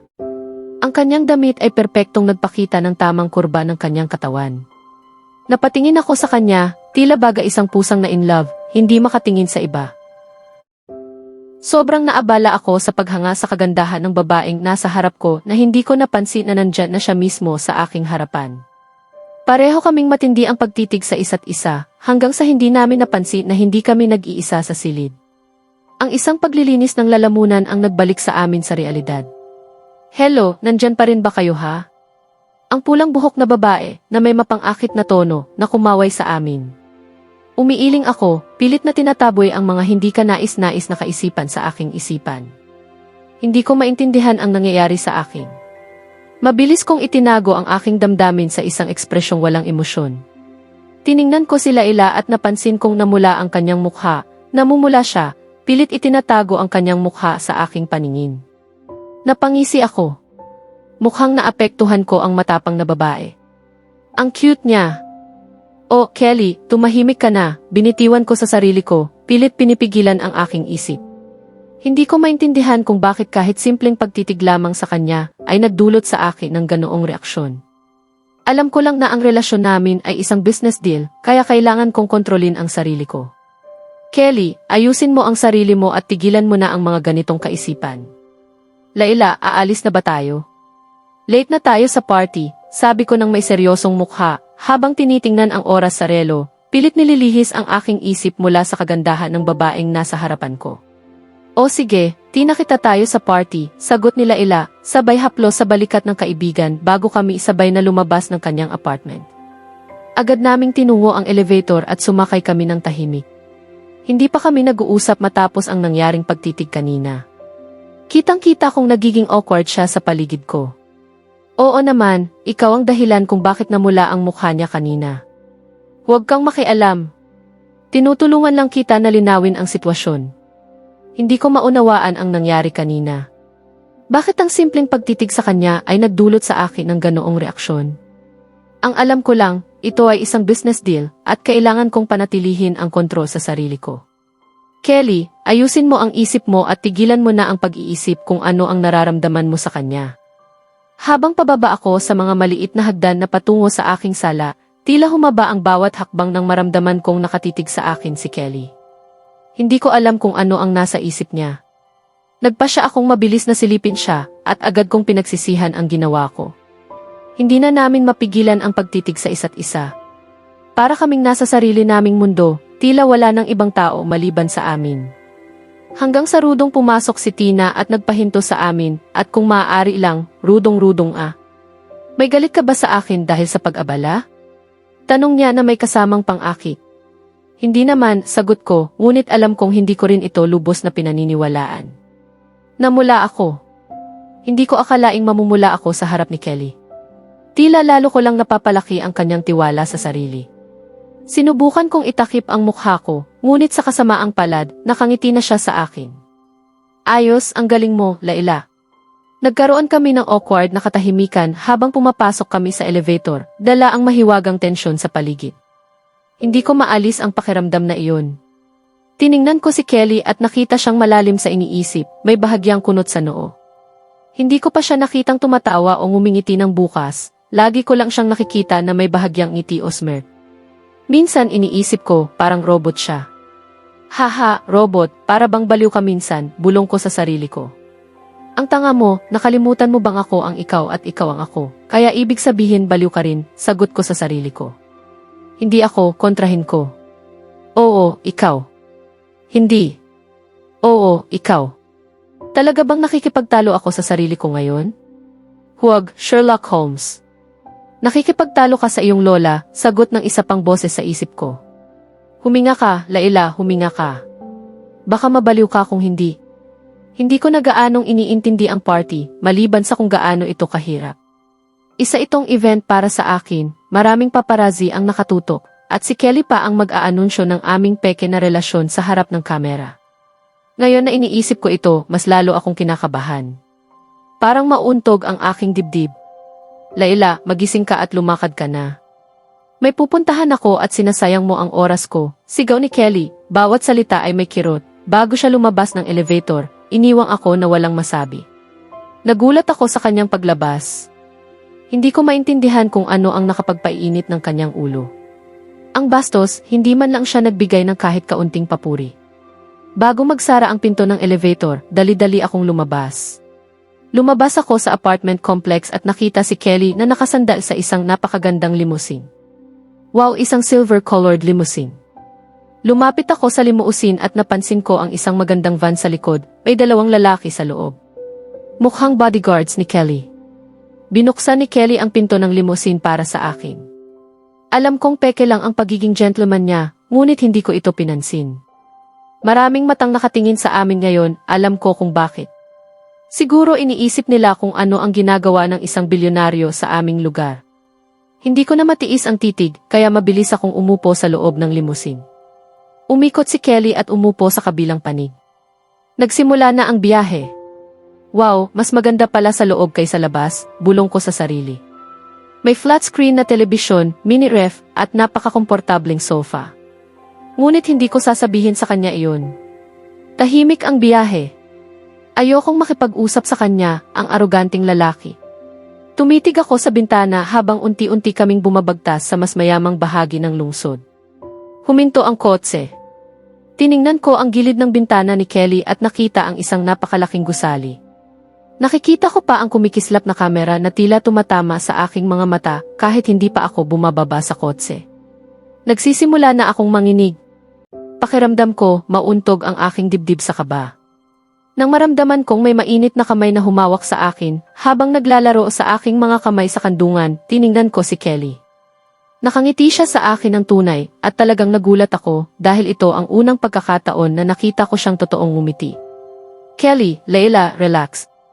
Huminga ka lang, nandito ako sa tabi mo. Huminga ako ng malalim at unti-unting nagpakalma. Pagkatapos, inalok ko rin siya ng ngiti at lalo pang lumiwanag ang kanyang ngiti. Akaya mo palang umiti, biro ko na may kasamang ngiti. Kaagad niyang itinakip ang emosyon sa aking biro at bumalik ang kanyang seryosong mukha. Napapangatwiran ako, seriously, bipolar siya. Ibig ba nitong kasalanan na makita siyang umiti? Nagtanong ako sa sarili ko. Kelly, Layla, huwag kang mag-alala sa kanila. Subukan mo lang na huwag mawalan ng ulirat o kahiya-hiya ako. Mumiti ka lang sa kamera at magiging maayos ang lahat, sabi niya na may walang ekspresyon na mukha. Napapatingin ako sa kanya at napabuntong hininga. Okay lang ako. Hindi ko kailangan ang mga walang kwentang payo mo, sagot ko na may pilit ng ngiti. Kelly, hindi ka ba pala masyadong natatakot kanina? At hindi ka pa nga bumababa sa kotse, tugon niya na may bahagyang ngiti sa labi. Napahagigik ako. Hayaan mo na lang, bulong ko sa sarili ko. Ipapakita ko sa kanya na hindi ako natatakot sa mga ganoong halimaw. Tinig sa isip pero natatakot ka, bimbo. Hayaan mo na lang. Walang nagtatanong sa opinyon mo. Hindi ka ba dapat nasa panig ko, sagot ko sa sarili ko. Tinig sa isip, hindi, lagi akong nasa panig ng panalo. Narinig ko iyan. Dapat. Kelly, Layla, maaari ka nang bumaba. Hindi sa limo ginaganap ang party, sabi niya, iniabot ang kamay sa akin. Naalis niya ako sa aking malikot na isip. Tiningnan ko siya at nakita siyang nasa labas na, may bukas na pinto ng limousine, kasama ang 2 lalaki mula sa van. Pinipilit nilang panatilihing malayo ang mga paparazzi para mabigyan kami ng espasyo. Hinawakan ko ang kanyang kamay habang tinutulungan niya akong bumaba. Hawak-hawak ko ang kanyang kamay habang pilit kong pinapakita ang aking pilit na ngiti sa harap ng mga kumikislap na kamera mula sa iba't ibang direksyon. Pinipilit ng mga bodyguard na lumikha ng puwang sa gitna ng mga tao para makadaan kami. Pagdating namin sa entrada ng party, patuloy ang mga paparazzi sa pagtatanong. Sino ang magandang babaeng ito na kasama mo, Ginoong Abuitis? Kailan mo ganap na pamamahalaan ang kumpanya? Ano ang layunin ng pagtitipong ito? Umiti ako at mas mahigpit na hinawakan ang kamay ni Kelly. Pinapakita sa kanya na hindi ako natatakot sa mga vultures sa paligid. Pilit kong nilalabanan ang paghinga, umaasang walang makakaalam kung gaano ako kinakabahan sa loob. Ang magandang babaeng ito na kasama ko ay ang aking kasintahan at magiging ginang abuitis balang araw. Sambit niya na may bahagyang ngiti, sabay halik sa likod ng aking kamay para sa mas dramatikong epekto. Umiti ako ng maganda sa kanya at sumandal sa kanyang katawan. Ang simpleng kilos na iyon ay agad na napansin ng ilan mula sa paligid. Ang cute ng magkasintahan. Talagang bagay sila sa isa't isa. Mula sa karamihan. Ginoong abuitis, para saan po ang espesyal na party na ito? Tanong ng isang reporter kay Kelly habang patuloy niyang tinitingnan ako. Napansin ni Kelly iyon at agad niya akong niyakap sa aking baywang, inilapit sa kanya at tumitig ng matindi sa reporter. Pasensya na, kailangan niyong maghintay para malaman, maingat niyang sambit habang hawak ang aking kamay. Panahon na para sa konting paghihiganti. Ang aking mahal ay siya ang naghanda ng kaganapang ito bilang sorpresa para sa akin. Biro ko sa kamera, pinapatingkad ang aking mahal habang nakatingin kay Kelly na may bahagyang naguguluhang tingin. Nang maunawaan niya ang aking intensyon, ang kanyang naguguluhang tingin ay napalitan ng bahagyang pagkabahala. Hanggang dito na lamang muna. Sana ay nag-enjoy kayong lahat sa party, wika niya na may seryosong ekspresyon, habang hawak ang aking kamay at sabay kaming pumasok sa loob ng gusali. Wow! Hiyaw ko nang masulyapan ang napakagandang dekorasyon ng bulwagan. Pwede mo nang isara ang bibig mo, Laila. Naihiya mo na ako, biro ni Kelly sa panlalait na tono. Tumili ako at sagot sa mahinang boses, ikaw naman ang magsara, Kelly, naihiya mo ako si Kelly at dapat sundin mo ako. Napangisi siya habang siya ay namumungay. Hindi naman ako parang pengguwen na namamatay, pabirong sabi ko, inilabas ang dila sa parang bata na paraan. Baliw na babae, napapailing niyang bulong sa sarili. Bago ako makasagot sa kanyang komento, may narinig akong tinig. Kel, anak, nandito ka na pala. Tumingin ako at nakita ang isang matandang mag-asawa na papalapit. Ang babae ay nakasuot ng napakagandang puting off-shoulder gown at 3-inch na takong na nagpapahaba sa kanyang mga binti. Bagamat nasa gitnang 40 siya, kitang-kita pa rin ang kanyang kabataan sa hitsura. Ang kanyang buhok na kulay blonde ay nakaayos sa klasikong bun. Ang lalaki, kahit bahagyang nagkaedad, ay nanatiling gwapo sa maayos niyang suit. Magandang pares ang mag-asawa at kitang-kita ang pagkakatulad. Ang mukha ni Kelly ay bahagyang seryoso habang pinagmamasdan ang kanyang mga magulang at nagbigay ng maikling pagkilala sa pamamagitan ng pagtango. Mama, ang ganda-ganda mo ngayong gabi, narinig ko si Kelly na wika habang niyayakap ang kanyang ina. Tila tunay na masaya siyang makita siya. Ngunit hindi ko masabi ang parehong damdamin tungkol sa kanyang ama dahil sa nakitang parang estranghero ang kanilang pagbati. Kel, at sino naman itong magandang dalaga? Tanong ng ina ni Kelly nakangiti sa akin. Kel, anak, nandito ka na rin pala. Masayang bumati ang aking ina, palaging naglalabas ng ningning sa kanyang mukha. Halos nakalimutan ko na tinawag niya akong Kel sa publiko. Napansin ko ang matandang lalaki sa kanyang tabi, aking ama. Lumapit ako sa aking ina at niyakap siya sa gilid. Ang aking ama ay aking kinilala sa pamamagitan ng isang pagtango na kanyang sinuklian.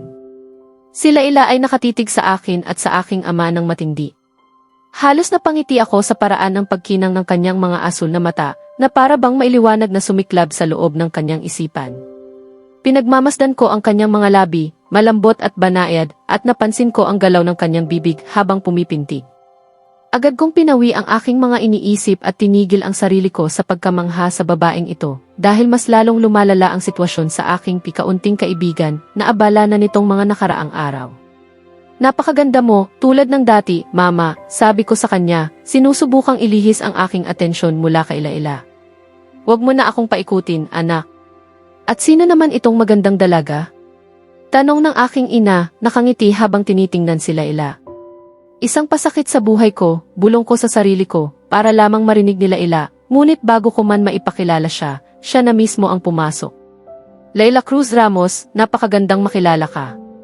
Ang aking mahal dito ay marami na akong narinig tungkol sa iyo, wika niya, nakangiti ng puno ng pagmamahal. Ano na naman ang pinaplano ng babaeng ito? Naisip ko sa sarili ko. Diba, aking mahal? Sambit ni Laila, may bahagyang ngiting mapang-akit habang nakatingin sa akin. Oo, tama iyon, mama, sagot ko, nakatitig sa aking ina, na tila tunay na nagagalak na marinig na siya ang aking kasintahan. Tiningnan ko naman ang aking ama, na mukhang hindi pa rin makapaniwala sa sinasabi ko. Diyos ko, ikaw ay mas gumanda pa kaysa noong huli kitang nakita. Noon ay isang maliit ka pang dalaga, at napakasaya ko na tanggapin ka sa aming maliit na pamilya, sabi ng aking ina, nakitang-kita ang kasiyahan sa kanyang mukha habang tinitingnan sila ila. Siya naman ay tila nawawala sa mga salita. Maraming salamat po, mama, mahina at medyo kinakabahang sagot nila ila. Walang anuman, parang anak ka na rin sa akin, kaya tawagin mo na lang akong mama, wika ng aking ina, may maliwanag na ngiti habang niyayakap sila ila na tila hindi komportable sa yakap. Sa loob-loob ko, napangiti ako sa sitwasyon, ang babaeng matapang kanina, ngayon ay parang natatakot na manok. Anak, sa tingin ko'y dapat ka munang huminahon. Natatakot ang batang ito, sabi ng aking ama, nakangiti kaila-ila habang inihiwalay siya sa yakap ng aking ina. Medyo nakakagulat dahil bihira ko siyang makita nang umiti para sa iba kundi para sa aking ina. Masaya akong makilala ka, anak. Ako si Gardo Abuitis, pero pwede mo akong tawaging papa, wika ng aking ama nang may banayad ng ngiti. Iniabot niya ang kamay para kamayan sila ila. Sandali lang, nakita ko ba ang aking ama nang umiti ng 2 beses sa isang araw? Sa loob ng 18 taon na nakasama ko siya, bihira ko siyang makita nang umiti sa akin. Nagsiselos ka ba, utak ko, bulong ng aking isipan. Hindi, binabanggit ko lang ang obvious na bagay, sagot ko sa sarili. Mag-enjoy ka sa party, anak, sabi ng aking ama kaila-ila, bago siya at aking ina ay lumihis upang makipag-usap sa ibang mga bisita, na halos hindi na ako pinansin. Halika, ipakikilala kita sa mga bisita. Makipag-usap ka lamang sa mga taong sasabihin ko, at tandaan, huwag mo akong i-embaras, sabi ko kaila-ila habang hinahawakan ang kanyang kamay. Huwag kang mag-alala, Kel, susubukan kong huwag kang i-embaras, wika nila ila, may bahagyang matayog na tinig, tila tinutukso ako. Hindi ko siya pinansin at pinangunahan ko siya sa mga bisita. Napakainip na talaga sa isip niyo laila. Naglakad-lakad na ako sa malaking bulwagan na ito ng ilang oras, sinusubukan na makasabay sa taong iyon, at hindi man lang niya pinapansin na ako ay naka-high heels. Ang ilan sa mga kababaihan dito ay tila nakatitig sa akin na parang biktima. Pagod na ako at gusto ko nang umuwi. Ano sa palagay mo, mahal? Tanong ni Kelly nakatitig sa akin. Tumingin ako pataas at napansin kong lahat ng mata ay nakatuon sa akin. Nakikipag-usap si Kelly sa ilang kasosyo sa negosyo, at ako na mainaligaw sa sariling isip kaya hindi ko alam kung tungkol saan ang kanilang usapan. Nang makita niya ang aking nag-aalalang mukha, agad siyang kumilos upang mailigtas ako sa posibleng kahihiyan. May problema ba, mahal? Tanong niya nang may lambing, alam naming parehong pinapakita lang niya ang palabas na ito. Kung maaari po, gusto ko sanang pumunta sa banyo, sagot ko, at dahan-dahang lumapit upang humaplos at humalik sa kanyang pisngi. Nagulat siya sandali, ngunit mabilis naman itong tinakpan ang pagkagulat at ipinakita sa akin ang direksyon ng banyo. Nakita ko si Tina kanina at balak ko na siyang hanapin. Nagulat si Kelly sa halik. Hindi ko akalain na magagawa niya iyon. Hindi ko pa rin maiwaksi sa isip ko kung gaano kalambot ang kanyang mga labi sa aking pisngi, at bigla kong naisip ang ibang lugar na pwede niyang halikan. Agad kong tinakpan ang aking pagkagulat sa pamamagitan ng pagpapakita sa kanya ng direksyon ng banyo. Pinagmamasdan ko siya habang mabilis siyang naglakad patungo sa banyo. Halata kong hindi siya komportable dahil bihira siyang magsalita at kadalasan ako ang nagdadala ng usapan. Humingi ako ng dispensa at nagtungo sa bar upang kumuha ng inumin para sa sarili ko. Umupo ako at iniutos sa bartender na ihain sa akin ang kanyang pinakamagandang alak. Hetong inyong inumin, sir, wika ng bartender habang inilalagay sa harap ko ang baso at bote ng alak bago siya nagpatuloy sa paglingkod sa ibang bisita. Hoy, Romeo! Bakit nakaupo ka dito ng mag-isa? Nasaan ang iyong Juliet? Narinig kong wika mula sa likod. Hindi ko man lingunin, alam ko na agad kung sino ang nagsalita. Pare, pwede mo bang itigil na ang nakakainis mong komentaryo? Wala ako sa mood, wika ko kay Tony nang maihalong inis habang iniangat ang kamay ko upang pahupain ang pagod sa panga. Sige na, okay, sagot niya habang umupo sa tabi ko. Katulad ko, nakasuot din siya ng Armani suit at tie na akma sa kanyang kasuotan. Patuloy akong umiinom ng aking alak, hindi pinapansin ang kanyang presensya. Alam ko, ang pagiging tahimik niya ay hindi magtatagal. Pare, mas mabahol ka pa sa isang babae sa kanyang panahong babae. Ano bang nangyari sa iyo? Sabi niya habang hinihiling ang isang baso. Kinuha niya ang bote ng alak ko at ibinuhos sa kanyang baso, nakatitig sa akin na para bang galing ako sa ibang planeta. Alam kong sinusubukan niyang alamin kung bakit ako ganito kainis, ngunit pinili kong huwag pansinin siya habang iniinom ang aking alak. Hindi ko rin sinagot ang tanong niya dahil hindi pa ako handang aminin na ang babaeng iyon ang nagparamdam sa akin nang hindi ko matakasan sa loob ng 1 linggo. Alam kong gagawa niya ito ng malaking issue at tiyak na pagtatawanan niya ako. Matapos ang kanyang nakakainis at hindi komportableng titig, mabilis kong binago ang paksa upang mailihis siya sa kanyang detective mode. Alam mo na ba kung bakit siya natanggal sa trabaho? Tanong ko habang lumingon sa kanya. Hindi siya sumagot kaya pinagmamasdan ko siya at nakita kong malalim siya sa iniisip, nakatitig sa isang tao. Itama ko, sabi ng aking konsensya. Mabilis akong lumingon sa direksyon ng kanyang titig at nakita ko ang pulang buhok na babae na nakita ko rin sa apartment ni Layla kanina. Umiti ako. Talaga nga, dagdag ko sa sarili habang iniinom ang aking alak. Panahon na upang baligtarin ang sitwasyon. Natapos ka na ba sa pagtitig? Sabi ko, pinapadyak ang daliri sa harap niya. Oo, sagot niya, ngunit halatang nalihis ang isip. Napalingon ako, pinipilit niyang ituon ang pansin sa akin. Sino ba ang babaeng kagandahan na yon? Tanong niya, nakatitig pa rin sa pulang buhok na babae na parang siya lang ang umiiral sa mundo. Alam ko ang tingin na iyon, halata, nahulog ang loob ng kaibigan ko. Hindi pala si Tony basta-basta manliligaw, seryoso siya sa mga relasyon. Maaaring nakakainis siya, pero kapag gusto niya ang isang babae, talagang seryoso siya.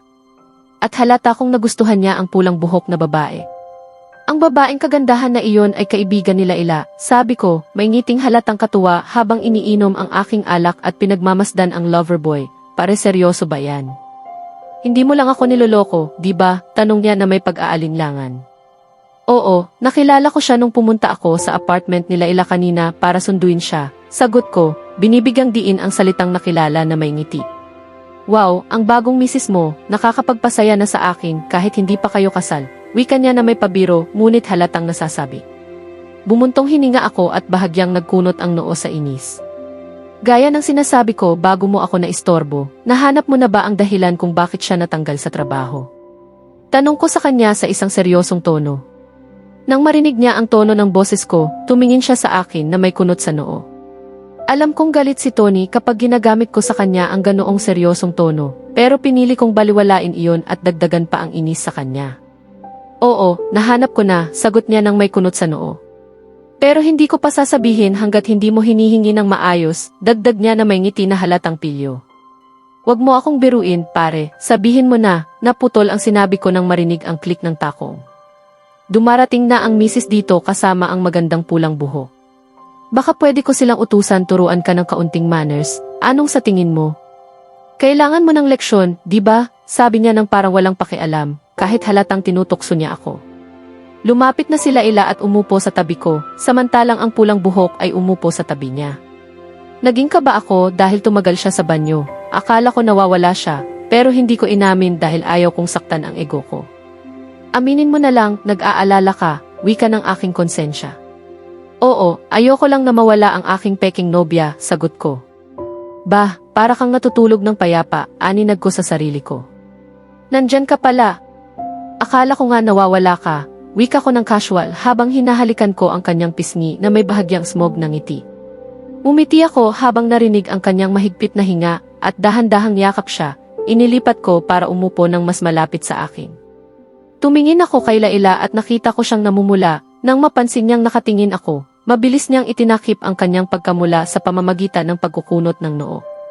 Kelly, anong ginagawa mo? Tanong niya na may pagkabigla at konting galit sa kanyang kaakit-akit na mukha. Sinubukan niyang lumaya sa aking yakap, pero mahigpit ko siyang hinawakan sa maliit niyang baywang. Bahala na, wag nang sabihin sa iba, isa lang itong beses.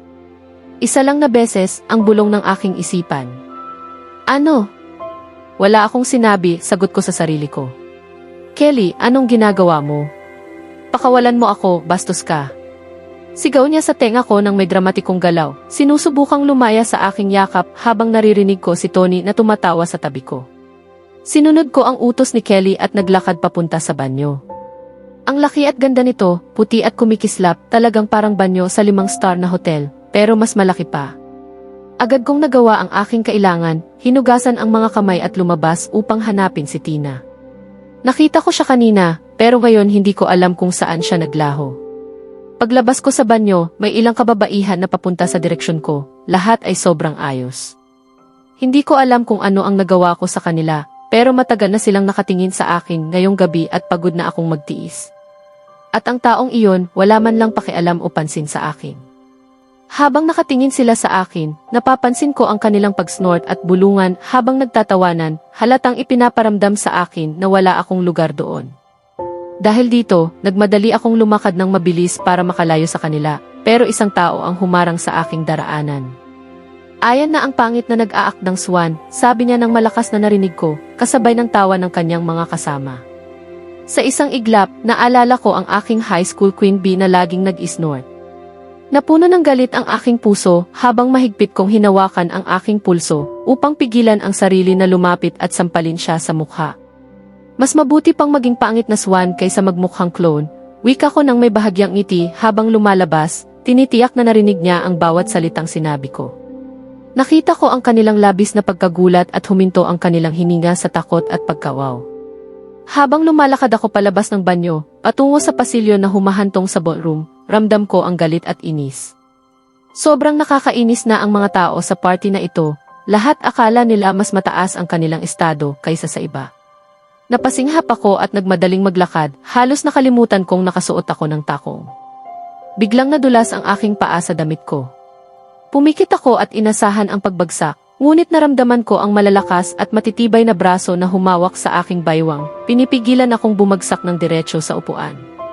Pinilit kong isara ang aking mga mata, natatakot na baka bumagsak ako kung bubuksan ko ang mga ito, hanggang sa marinig ko ang malalim at malakas na tinig. Kamusta, maganda, sabi niya na may bahagyang ngiti. Wow, napakagwapo niya at may kaakit-akit na boyish na aura, kasama ang mga cute na mata na kulay emerald green. Talaga namang maswerte ako ngayon, bulong ko sa sarili ko. Tinutulungan niya akong tumayo ng matatag habang dahan-dahang lumalayo sa kanyang hawak. Hindi pa rin niya ako pinakawalan sa kanyang tingin na may ngiti na halatang may konting kayabangan. Salamat, wika ko nang may kaunting pagkailang habang inaayos ang aking damit gamit ang mga kamay. Walang anuman, ganda. Isang karangalan, sagot niya. Evan Ramsey, at ikaw, tanong niya habang iniaalok ang kamay para sa pakikipagkamay. Layla Ramos, sagot ko na may ngiti habang tinatanggap ang kanyang kamay. Naging medyo hindi komportable nang hawakan niya ang aking kamay ng matagal at ayaw bitawan. Mabilis kong inalis ang kamay ko at nagpakita ng kaunting awkward na ngiti. Ngunit siya ay nagngiti lamang sa aking pagkailang. Sa taas na 6 na talampakan at 3 pulgada, mas mataas siya kumpara sa aking 5 talampakan at 6 na pulgada na tangkad. Magkita tayo sa dance floor, ganda. May utang kang sayaw sa akin, sabi niya na may kindat na nagdulot ng pagkabigla sa akin. Sino ba siya para magmayabang? Bakit ako makikipagsayaw sa kanya? Magkita tayo sa dance floor, ganda, dagdag niya na may ngiti habang papasok sa malawak na ballroom, puno ng kumpiyansa sa kanyang kilos. Halata, isa rin siyang businessman, gwapo, pero may kayabangan. At hindi ko gusto ang mayabang na lalaki. Talaga namang hindi mo gusto ang mayabang na lalaki, mahal, ikaw mismo hindi ba may kaunting kayabangan, bulong ng aking isipan. At oo, kaakit-akit siya. Napangisi ako at inisip, hindi siya kasing gwapo ni Kelly. Burahin natin ang sinabi ko. Ngunit alam kong hindi ko iyon makakalimutan, na itala na iyon sa memorya ko. Pinilit kong baliwalain ang aking subconscious at pumasok sa ballroom, na naaalala na kailangan kong hanapin ang isang pulang ulo na nawawala, tiyak na nandyan siya kung saan may pagkain, dahil si Tina ay ganun talaga.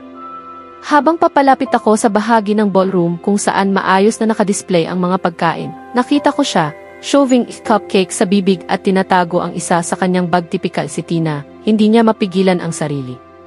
Lumapit ako sa kanya mula sa likod, sapat ang lapit upang marinig ako.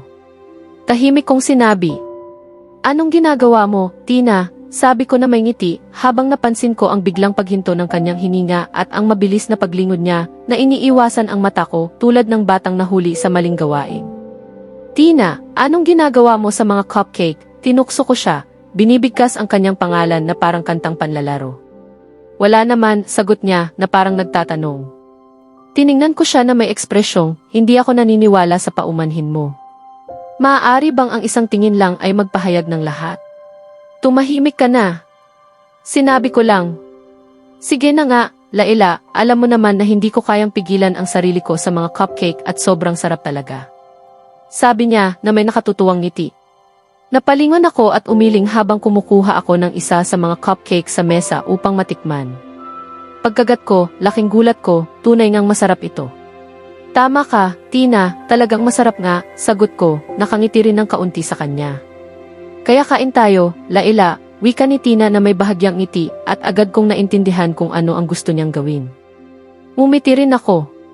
Ilang minuto ang lumipas, halos hindi na kami makagalaw sa sobrang pagkain ng halos lahat ng nasa mesa.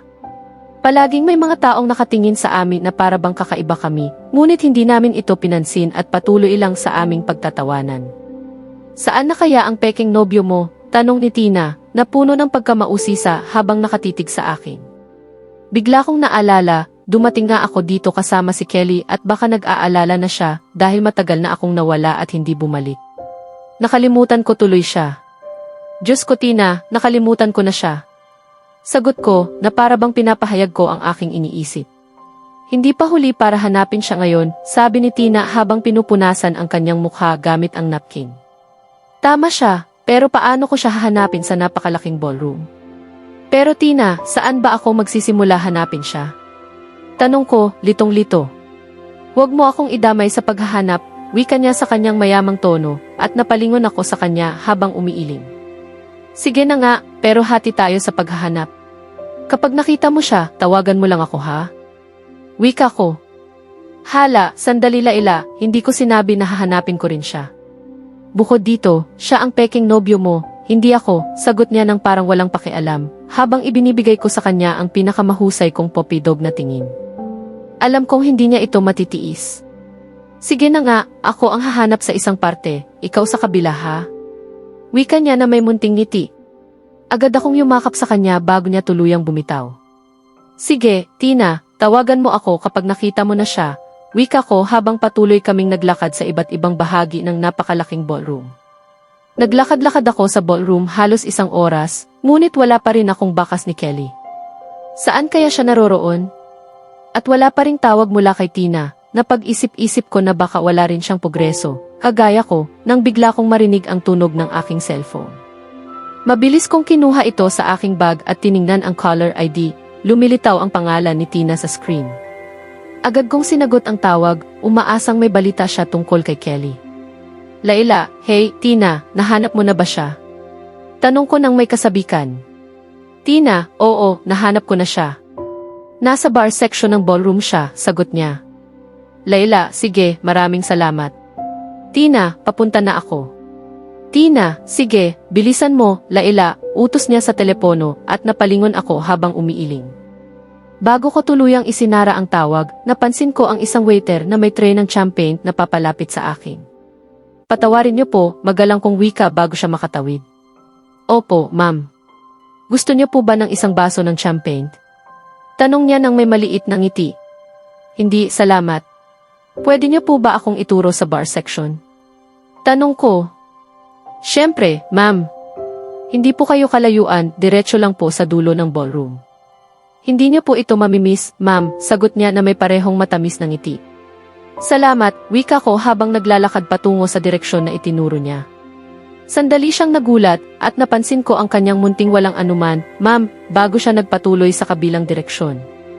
Lumakad ako ng ilang minuto at nakita si Tina na kumakaway sa akin. Nilapitan ko siya na nakangiti. Salamat Tina, sabi ko sa kanya na may ngiti. Walang anuman, Laila. Tara, kumuha tayo ng inumin, wika niya na may ngiti. At ang gwapong kasama ni Kelly, parang hindi niya ako matitingnan ng hindi nakatitig, sabi ni Tina na may bahagyang ngiti.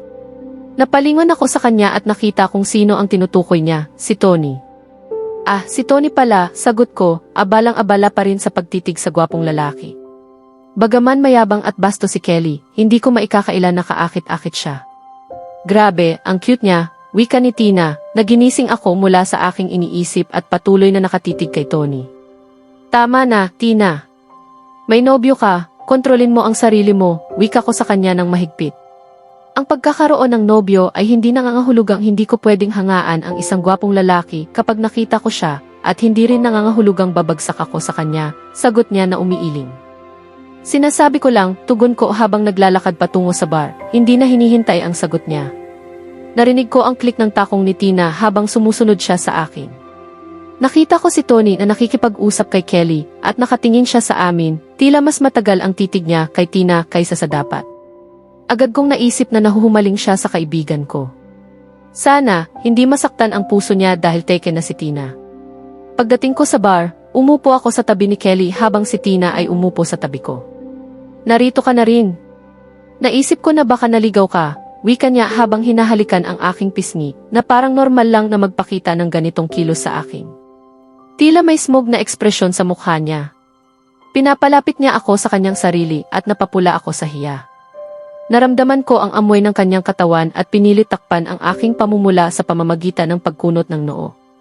Napansin kong nakatingin siya sa akin na may ngiti at alam kong may iniisip siyang kalokohan tungkol sa pagkagusto ko sa kanya.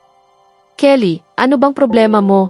Wika ko, nakakunot ang aking noo at sinusubukang bitawan ang mahigpit niyang hawak. Habang pinipilit niyang higpitan ang pagkakahawak niya sa akin, naisip ko, ano bang problema ng taong ito? Akala ba niya laruan lang ako na pwedeng palaruin? Hindi ako isa sa mga babaeng pwedeng palaro ng ganito. Kelly, ano ba ang problema mo? Pakawalan mo na ako, hangal, sigaw ko sa kanyang tenga, pinipilit na huwag makaakit ng atensyon. Sinubukan kong bitawan ang mahigpit niyang pagkakahawak habang si Tony ay natatawa sa tabi niya. Nang tuluyan niya akong pakawalan, nakakunot ang noo ko at galit na tinignan siya habang patuloy siyang nakangisi, nakakainis talaga. Nangangati ang lalamunan ko mula sa kanina pang pagsigaw sa kalokohang ito, kaya kailangan ko na talagang uminom. Sumpa, hindi pa kayo kasal pero nagtatalo na kayo parang mag-asawa na, wika ni Tina na maihalakhak, at si Tony ay natawa rin sa kanyang biro habang kami ni Kelly ay nakakunot ang noo sa kanila.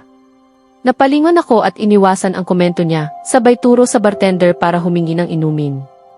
Bigla kong naramdaman na kailangan ko ng isang baso ng alak matapos ang aking galit. Napansin ko si Tony na lumapit sa amin at nakangisi habang tumitingin kay Tina at sa akin. Ano po ang maihahain ko para sa magagandang dalaga? Wika niya na maihalong kindat sa aming dalawa. Napaisip kami ni Tina nang marinig ang mababang tunog mula sa mga lalaking nakatabi sa amin, parang aso silang umungol. Hindi ko maintindihan kung bakit.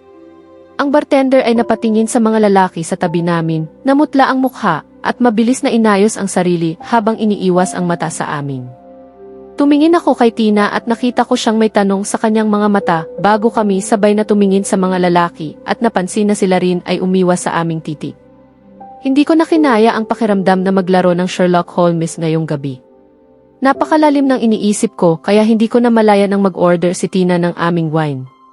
Nagulat ako nang bumalik ang bartender na dala ang eksaktong inumin na gusto ko. Tumingin ako kay Tina at nakita ko siyang umiinom ng wine, kaya't sumunod din ako at mumiti sa napakasarap na lasa. Paano mo nalaman na Irish cream wine ang gusto ko? Tanong ko habang nakatitig sa kanya. Alam ko lang, Laila, sagot niya na may ngiti, tila malalim ang iniisip. Babalak na sana akong tanungin kung ano ang bumabagabag sa kanya nang marinig ko ang pangalan ko sa entablado. Tumingin ako sa tabi ko at napansin kong wala na si Kelly, nasa stage na siya. Maari bang pumunta sa stage si Leila Cruz Ramos, wika ng announcer sa mikropono. Nataranta ako at natigilan. Isip-isip ang maraming posibleng kahihiyan, baka ako'y matapon sa aking takong, madapa habang umaakyat sa stage, o biglang masayang mawala sa aking mga iniisip. Laila, gising ka na. Kakayanin mo ito, wika ni Tina na may ngiti. Tumingin ako kay Tony na nagtuturo ng pag-udyok sa pamamagitan ng kanyang tahimik na pag-iling ng ulo. Kumbinsida at maingat kong tinahak ang daan patungo sa stage, iniisip kung ano ang balak ng kalokohang ito ngayong pagkakataon. Hindi ko talaga plano na mag-propose sa kanya sa party, pero si Tony ang nagmungkahi na gawin ko ito para paniwalaan ng mga tao at ng media na tunay ang pagmamahalan namin. Isa itong planong last minute. Ayaw ko sana, ngunit naimpluwensyahan ako ni Tony na ituloy ito para mas maging kapanipaniwala ang aming kwento. Ngayon, habang nakatingin ako sa kanya, iniisip ko na napakasamang ideya ito dahil mukhang malapit nang humina sila ila. Buong gabi niyang pinipilit ipakita ang tapang niya. Ngayon, para siyang lalaglag sa takot at mukhang gusto na niyang umihi sa pantalon. Siguro nakakatawa ito kung hindi nakasalalay ang reputasyon ko sa kanyang pag-arte. Umiti ako, iniisip kung paano ko pa siya maipapahiya ng bahagya. Nakita ko siyang maingat na lumalapit sa stage. Habang papalapit siya, nakikita ko ang bagong kumpiyansa sa kanyang lakad, nagpapakita ng matatag na mukha. Wow, ang bilis ng kanyang recovery, naisip ko sa sarili ko. Alright Kelly, panahon na para kumilos. Parang alam mo naman kung paano. Hindi ko napapansinin ang sinabi niya. Laila, hindi ako naniwala sa pag-ibig hanggang sa makilala kita. Simula ko, ngunit hindi ko na idagdag ang totoong iniisip kung hindi pa rin ako naniniwala. Lumunok ako at nagpatuloy. Ngunit mula nang makilala kita, alam kong ikaw ang aking kapareha, ang nilalang para sa akin, sabi ko habang hawak ang kanyang mga kamay. Namamangha siyang nakatitig sa akin. Laila Cruz Ramos, bibigyan mo ba ako ng karangalan na maging iyong minamahal na asawa? Wika ko na may ngiti na siya lamang ang nakakaunawa habang umiikot ang kanyang mga mata sa akin. Hindi ako makapaniwala, sabi ni Laila sa kanyang sarili. Halos nagbigay sa akin ng atake sa puso ang kalokohan nitong lalaki. Hindi ito bahagi ng kasunduan at hindi namin ito napag-usapan. Umiikot ang mga mata ko sa kanyang cheesy na mga salita. Habang naririnig ko ang bulong-bulong ng mga tao sa paligid. Napakagandang magkasintahan nila. Ang swerte naman ng babaeng iyan. Siguradong magkakaroon sila ng mga cute na anak. Perpektong magkapareha. Hindi niya siya karapat-dapat. Napatingin ako at namutla nang makita ang parehong babae na nang insulto sa akin sa banyo kanina. Naisip ko sa sarili ko, ano kaya ang mangyayari sa batang ito kung sasabihin kong hindi? Habang may ngiti na dahan-dahang sumilay sa aking mukha. Tumingin ako kay Kelly at nakita ang tingin niya sa akin na para bang sinasabi, huwag mo akong pahiyahin at sabihing oo na lang. Napabuntong hininga ako. Ginagawa ko ito para kay Vivian, paalala ko sa sarili ko. Huminga ako ng malalim at pinilit kong ilagay ang isang peking ngiti sa aking mukha. Oras na para sa drama. Oo, mahal. Magpapakasal tayo. Sabi ko, halatang hingal at may peking luha. Pinilit kong ipakita na ito ang pinakamagandang araw ng aking buhay, at maniwala kayo, tila nabigla si Kelly sa aking pagganap. At dapat nga, amateur. Ha! Ikaw rin pala, narinig kong siya sabay bulyaw ko sa sarili. Tumahimik ka. Mula pagkabata, hilig ko na ang pag-arte at mahusay ako rito. Palagi akong pangunahing aktres sa mga dula ng aming paaralan. Umiti ako habang si Kelly ay nastun at may nakapikit na ngiti habang isinuot niya sa aking daliri ang magandang singsing na may diamante. Wow, naisip ko, ramdam ko ang bigat at halaga ng singsing. Bilang isang fashion designer, isa sa mga pribilehiyo ko ay ang makilala ang tunay na diamante mula sa peke. At ang singsing na ito, isang mamahaling bihirang diamante. Napansin ito ni Kelly at ngumiti nang may bahagyang panunuya sa aking pagkastun. Kalokohang lalaki. Ang sorpresa na ito ay inihanda para sa aking engagement sa magandang dalagang ito. Nais kong magsaya kayong lahat, sabi niya na may peking ngiti habang hinipo ang singsing sa aking daliri. Lumapat ako sa kanya para sa mas magandang photo effect. Habang pumasok sa entablado ang mga magulang ni Kelly upang batiin kami, dumating ang waiter na may daladalang mga baso ng champagne. Kumuha kami ng baso at nag-toast para sa aming peking engagement, may mga peking ngiti sa mukha. Sarap talaga ng buhay ko, naisip ko. Tumigil ka sa pagiging sarcastic, bihasa, bulyaw niya. Pinagwawalang bahala ko siya. Bihasa, paulit-ulit niyang binanggit. Hinawakan niya ang aking kamay habang bumabalik kami sa bar section, kung saan nakita ko si Tony na nakaupo sa tabi ni Tina, sinusubukan siyang akitin. Ngunit patuloy siyang ini-ignore ni Tina. Napangiti ako sa kahabag-habag na sitwasyon ni Tony. Hindi alam ng lalaki na si Tina ay may nobyo na. Bagamat pwede silang maging magandang magkapareha at magkaroon ng cute na anak, sayang lang, gusto ko si Franco para sa kanya. Napangiti ako habang nakikita ko ang paghihirap ng aking kaibigang si Tony. Talaga namang pinahirapan siya ng dalagang ito at tuwang-tuwa ako sa bawat sandali. Mukhang mas may ibang gawin ang kaibigan nila kaysa pakinggan ang kaibigan ko na halatang na-frustrate na. Habang nakaupo ako at ngumiti sa kanyang paghihirap, poor Tony, tumingin ako sa aking relo at napagtanto kong oras na para umalis. Kailangan ko pang tapusin ang ilang trabaho bago matulog. Tumingin ako kay Laila na nakaupo sa aking tabi. Sa tingin ko, oras na para umalis, sabi ko sa kanya habang tumatayo mula sa aking upuan. Tumingin siya sa akin at napapahinto sa hangin. Akala mo ba pupunta ako kahit saan kasama ka matapos ang ginawa mo kanina? Wika niya, punang galit ang tinig na kung kaya lang ng tingin, baka patay na ako sa ngayon. Sumalangit nawa, Kelly. Tahimik ka. Ngunit ang galit niyang iyon ay may kakaibang epekto sa akin. Halos hindi ko mapigilan ang sarili ko, ramdam ko ang init sa aking katawan. Kailangan kong lumayo bago tuluyang mawala ang kontrol. Ang problema lang, hindi ko siya maaaring iwan mag-isa dahil magiging kahina-hinala kung hindi kami sabay na lalabas ng party. Hindi ako handa sa media scam sa ganitong pagkakataon, lalo na't lahat ay naniwala na sa aming kwento ng pagmamahalan. Kailangan kong isama siya sa pag-alis, ngayon din. Lumapit ako at mapanuyang bumulong, mahal, sabay ngiti at ramdam ko ang kanyang biglang paghinga. Patuloy kong nilalaro ang sitwasyon, nasisiyahan sa aking nakuhang kalamangan. Huwag mong isipin na mahalaga ang nararamdaman mo at tandaan, binabayaran kita para sa trabahong ito, kaya isara mo ang bibig mo at kontrolin ang ugali mo. Gawin mo lang ang sinasabi ko, pagtatapos ko ng salita ko ay maihalik sa kanyang pisngi. Hinawakan ko ang kanyang kamay at dahan-dahang hinila palabas ng party, may peking ngiti sa mukha. Sa loob-loob ko, para bang nagwagi ako sa maliit na laro. Hindi ka dapat sobrang kampante, pare. Tahimik ka na at hayaan mo akong mag-enjoy sa sandaling ito. Hanggang sa muli, pare, bati ko kay Tony habang kumikindat sa akin. Hindi ko siya pinansin at tuloy ang paghila sa kanya palabas. Habang siya ay nagpupumilit na makalaya sa aking mahigpit na hawak. Lumabas kami sa likurang pintuan upang iwasan ang media sa labas. Sa paglabas namin, nakita ko ang aking kotse at ang aking driver na naghihintay sa tabi nito. Nauna ko nang sinabihan siyang iparada sa likod ng gusali. Nakalimutan ko lang na sila ay nakalaya na sa aking mahigpit na hawak at biglang ang kanyang mga sexy na paa ay tumama sa aking. Aray, sigaw ko sa matinding sakit habang hinahawakan ang aking sarili. Iyan ang nararapat sa iyo dahil tinakot mo ako kanina. At ito rin para sa paghila mo sa akin dito ng walang pahintulot, sabi niya habang nakatapak sa akin gamit ang takong. Grabe, paano siya nakakapagsakit ng ganito, babae lang siya. Tinamaan ka na. Magkakaroon ito ng pasa. Kung pwede lang, sana hindi ako ikaw ngayon. Alam kong baliw siya, pero hindi ko inakala na ganito na ang kanyang tindi. Kailangan ko talaga maging maingat sa kanya.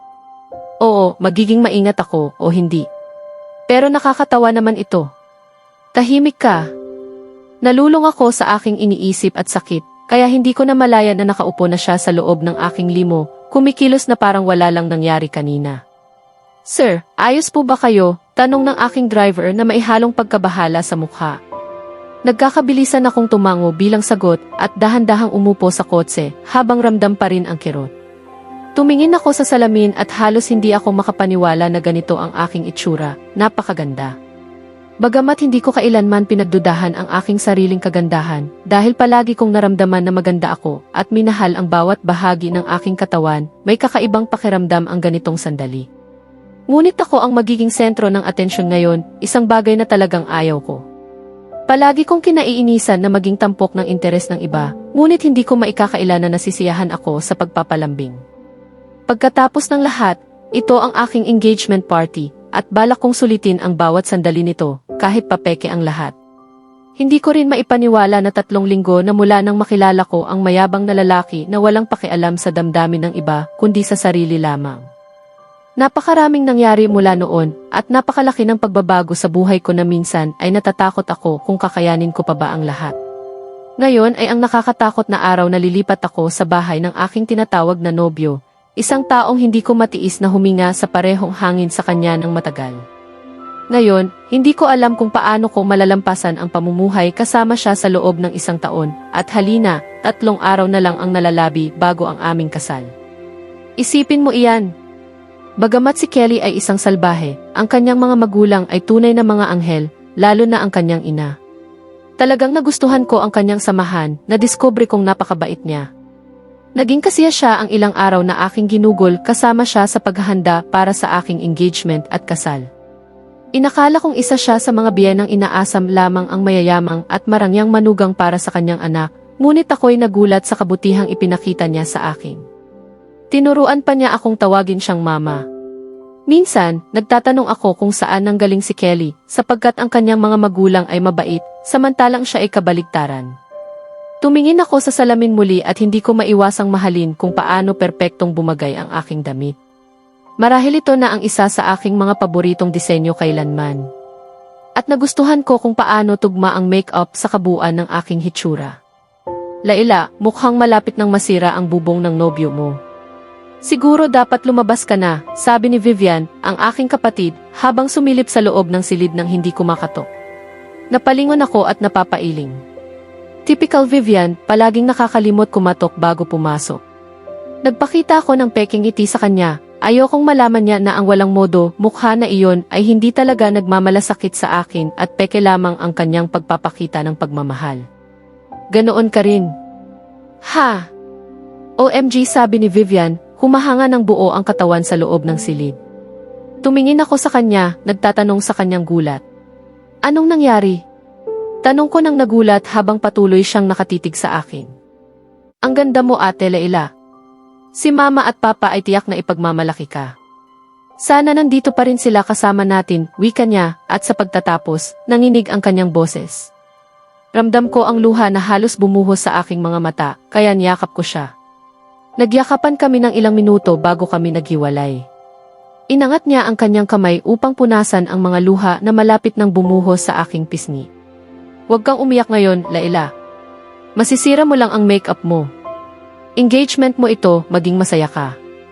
Alam ko na kasama natin ang Mama at Papa sa bawat hakbang, wika niya na may matamis na ngiti na nagtanggal ng anumang bakas ng kalungkutan sa kanyang mga mata. Binigyan ko siya ng isang nakamamanghang ngiti. Kailangan kong sulitin ang sandaling ito. Bukod pa rito, inakala ko hindi ka na ikakasal. Akala ko ay magiging soltera ka na lang, dahil sa paraan mo sa pag-iwas sa mga lalaki, wika niya habang nakangisi. Tinignan ko siya ng mapanlait ngunit playful. Ha, totoo iyon, sagot ko habang nilaro ang kanyang pisngi sa aking mga kamay, parang bata. Aray, tigilan mo na yan, wika niya habang inaalis ang aking kamay. Tumawa kami ng sabay.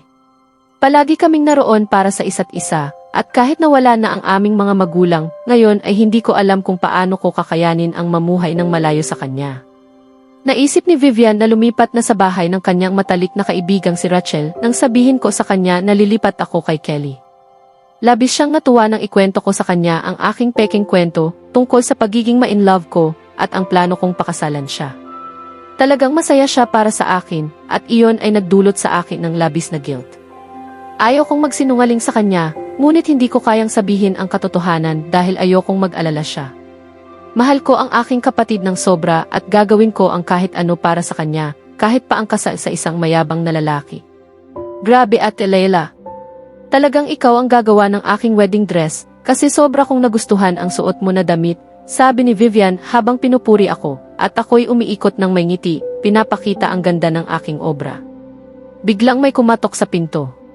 Pumasok ka, sabi ko kay Vivian habang pumunta ako sa dressing table upang kunin ang aking pitaka. Wow, anak, ang ganda mo talaga, wika ng ina ni Kelly habang lumalapit at niyayakap ako. Salamat, Mama, sagot ko, at labis ang aking tuwa sa ideya na muli akong magkakaroon ng motherly figure sa buhay ko. Dapat na tayong bumaba ngayon, mukhang sabik nang makita ka ng nobyo mo, sabi niya na may kaakit-akit ng ngiti. Kasunod nito, naglakad kami palabas ng silid. Hindi ko maintindihan kung bakit laging matagal ang mga babae sa paghahanda sa pag-aayos sa sarili, sabi ni Kelly sa kanyang sarili. Naghihintay na ako kay Laila na bumaba ng kalahating oras at nawalan na ako ng pasensya. Muli kong tiningnan ang aking relo at napangisi. Palaging nagbibigay ng labis na stress ang babaeng ito mula pa noong una akong makakita sa kanya. Napakabaliw at agresibo niya at ngayon ay lalapit pa siya sa akin sa loob ng parehong bahay. Naabala na ako sa kanyang presensya, sa isip ko na halos wala na akong ibang naiisip, kundi ang mga mapanuksong bagay tungkol sa amin sa aking silid. Lalo pang nahihirapan akong kontrolin ang sarili ko sa paligid niya. Ngayon ay maninirahan pa siya sa parehong bahay. Hindi ko alam kung paano ko haharapin ang sitwasyong iyon nang hindi nahuhulog sa tukso. Nawala ang aking pag-iisip nang marinig ko ang pagtapik ng takong sa sahig. Tumingin ako pataas at nakita ko ang aking ina na bumababa kasama si Vivian, ang nakababatang kapatid nila Ila. Huminto ang aking hininga nang makita sila Ila, napakaganda niya. Ang kanyang damit ay sumasakto sa bawat kurba ng katawan niya, at ang make-up ay perpektong bumagay sa kanyang balat. Putik, bulong ko sa sarili nang maramdaman ang paggalaw ni Junior Kelly. Alam kong magiging mahaba at mahirap ang gabing ito. Sobrang naguguluhan ako. Sa susunod na kabanata, masasaksihan kung paano haharapin ni Laila at Kelly ang tensyon at atraksyong unti-unting lumalalim sa pagitan nila habang napipilitan silang mamuhay sa iisang bahay. Ngunit kasabay nito, magsisimulang mabunyag ang mga lihim at komplikasyong maaaring sumira sa kanilang pekeng kasal, o mas lalo pa silang paglapitin. Kaya abangan natin,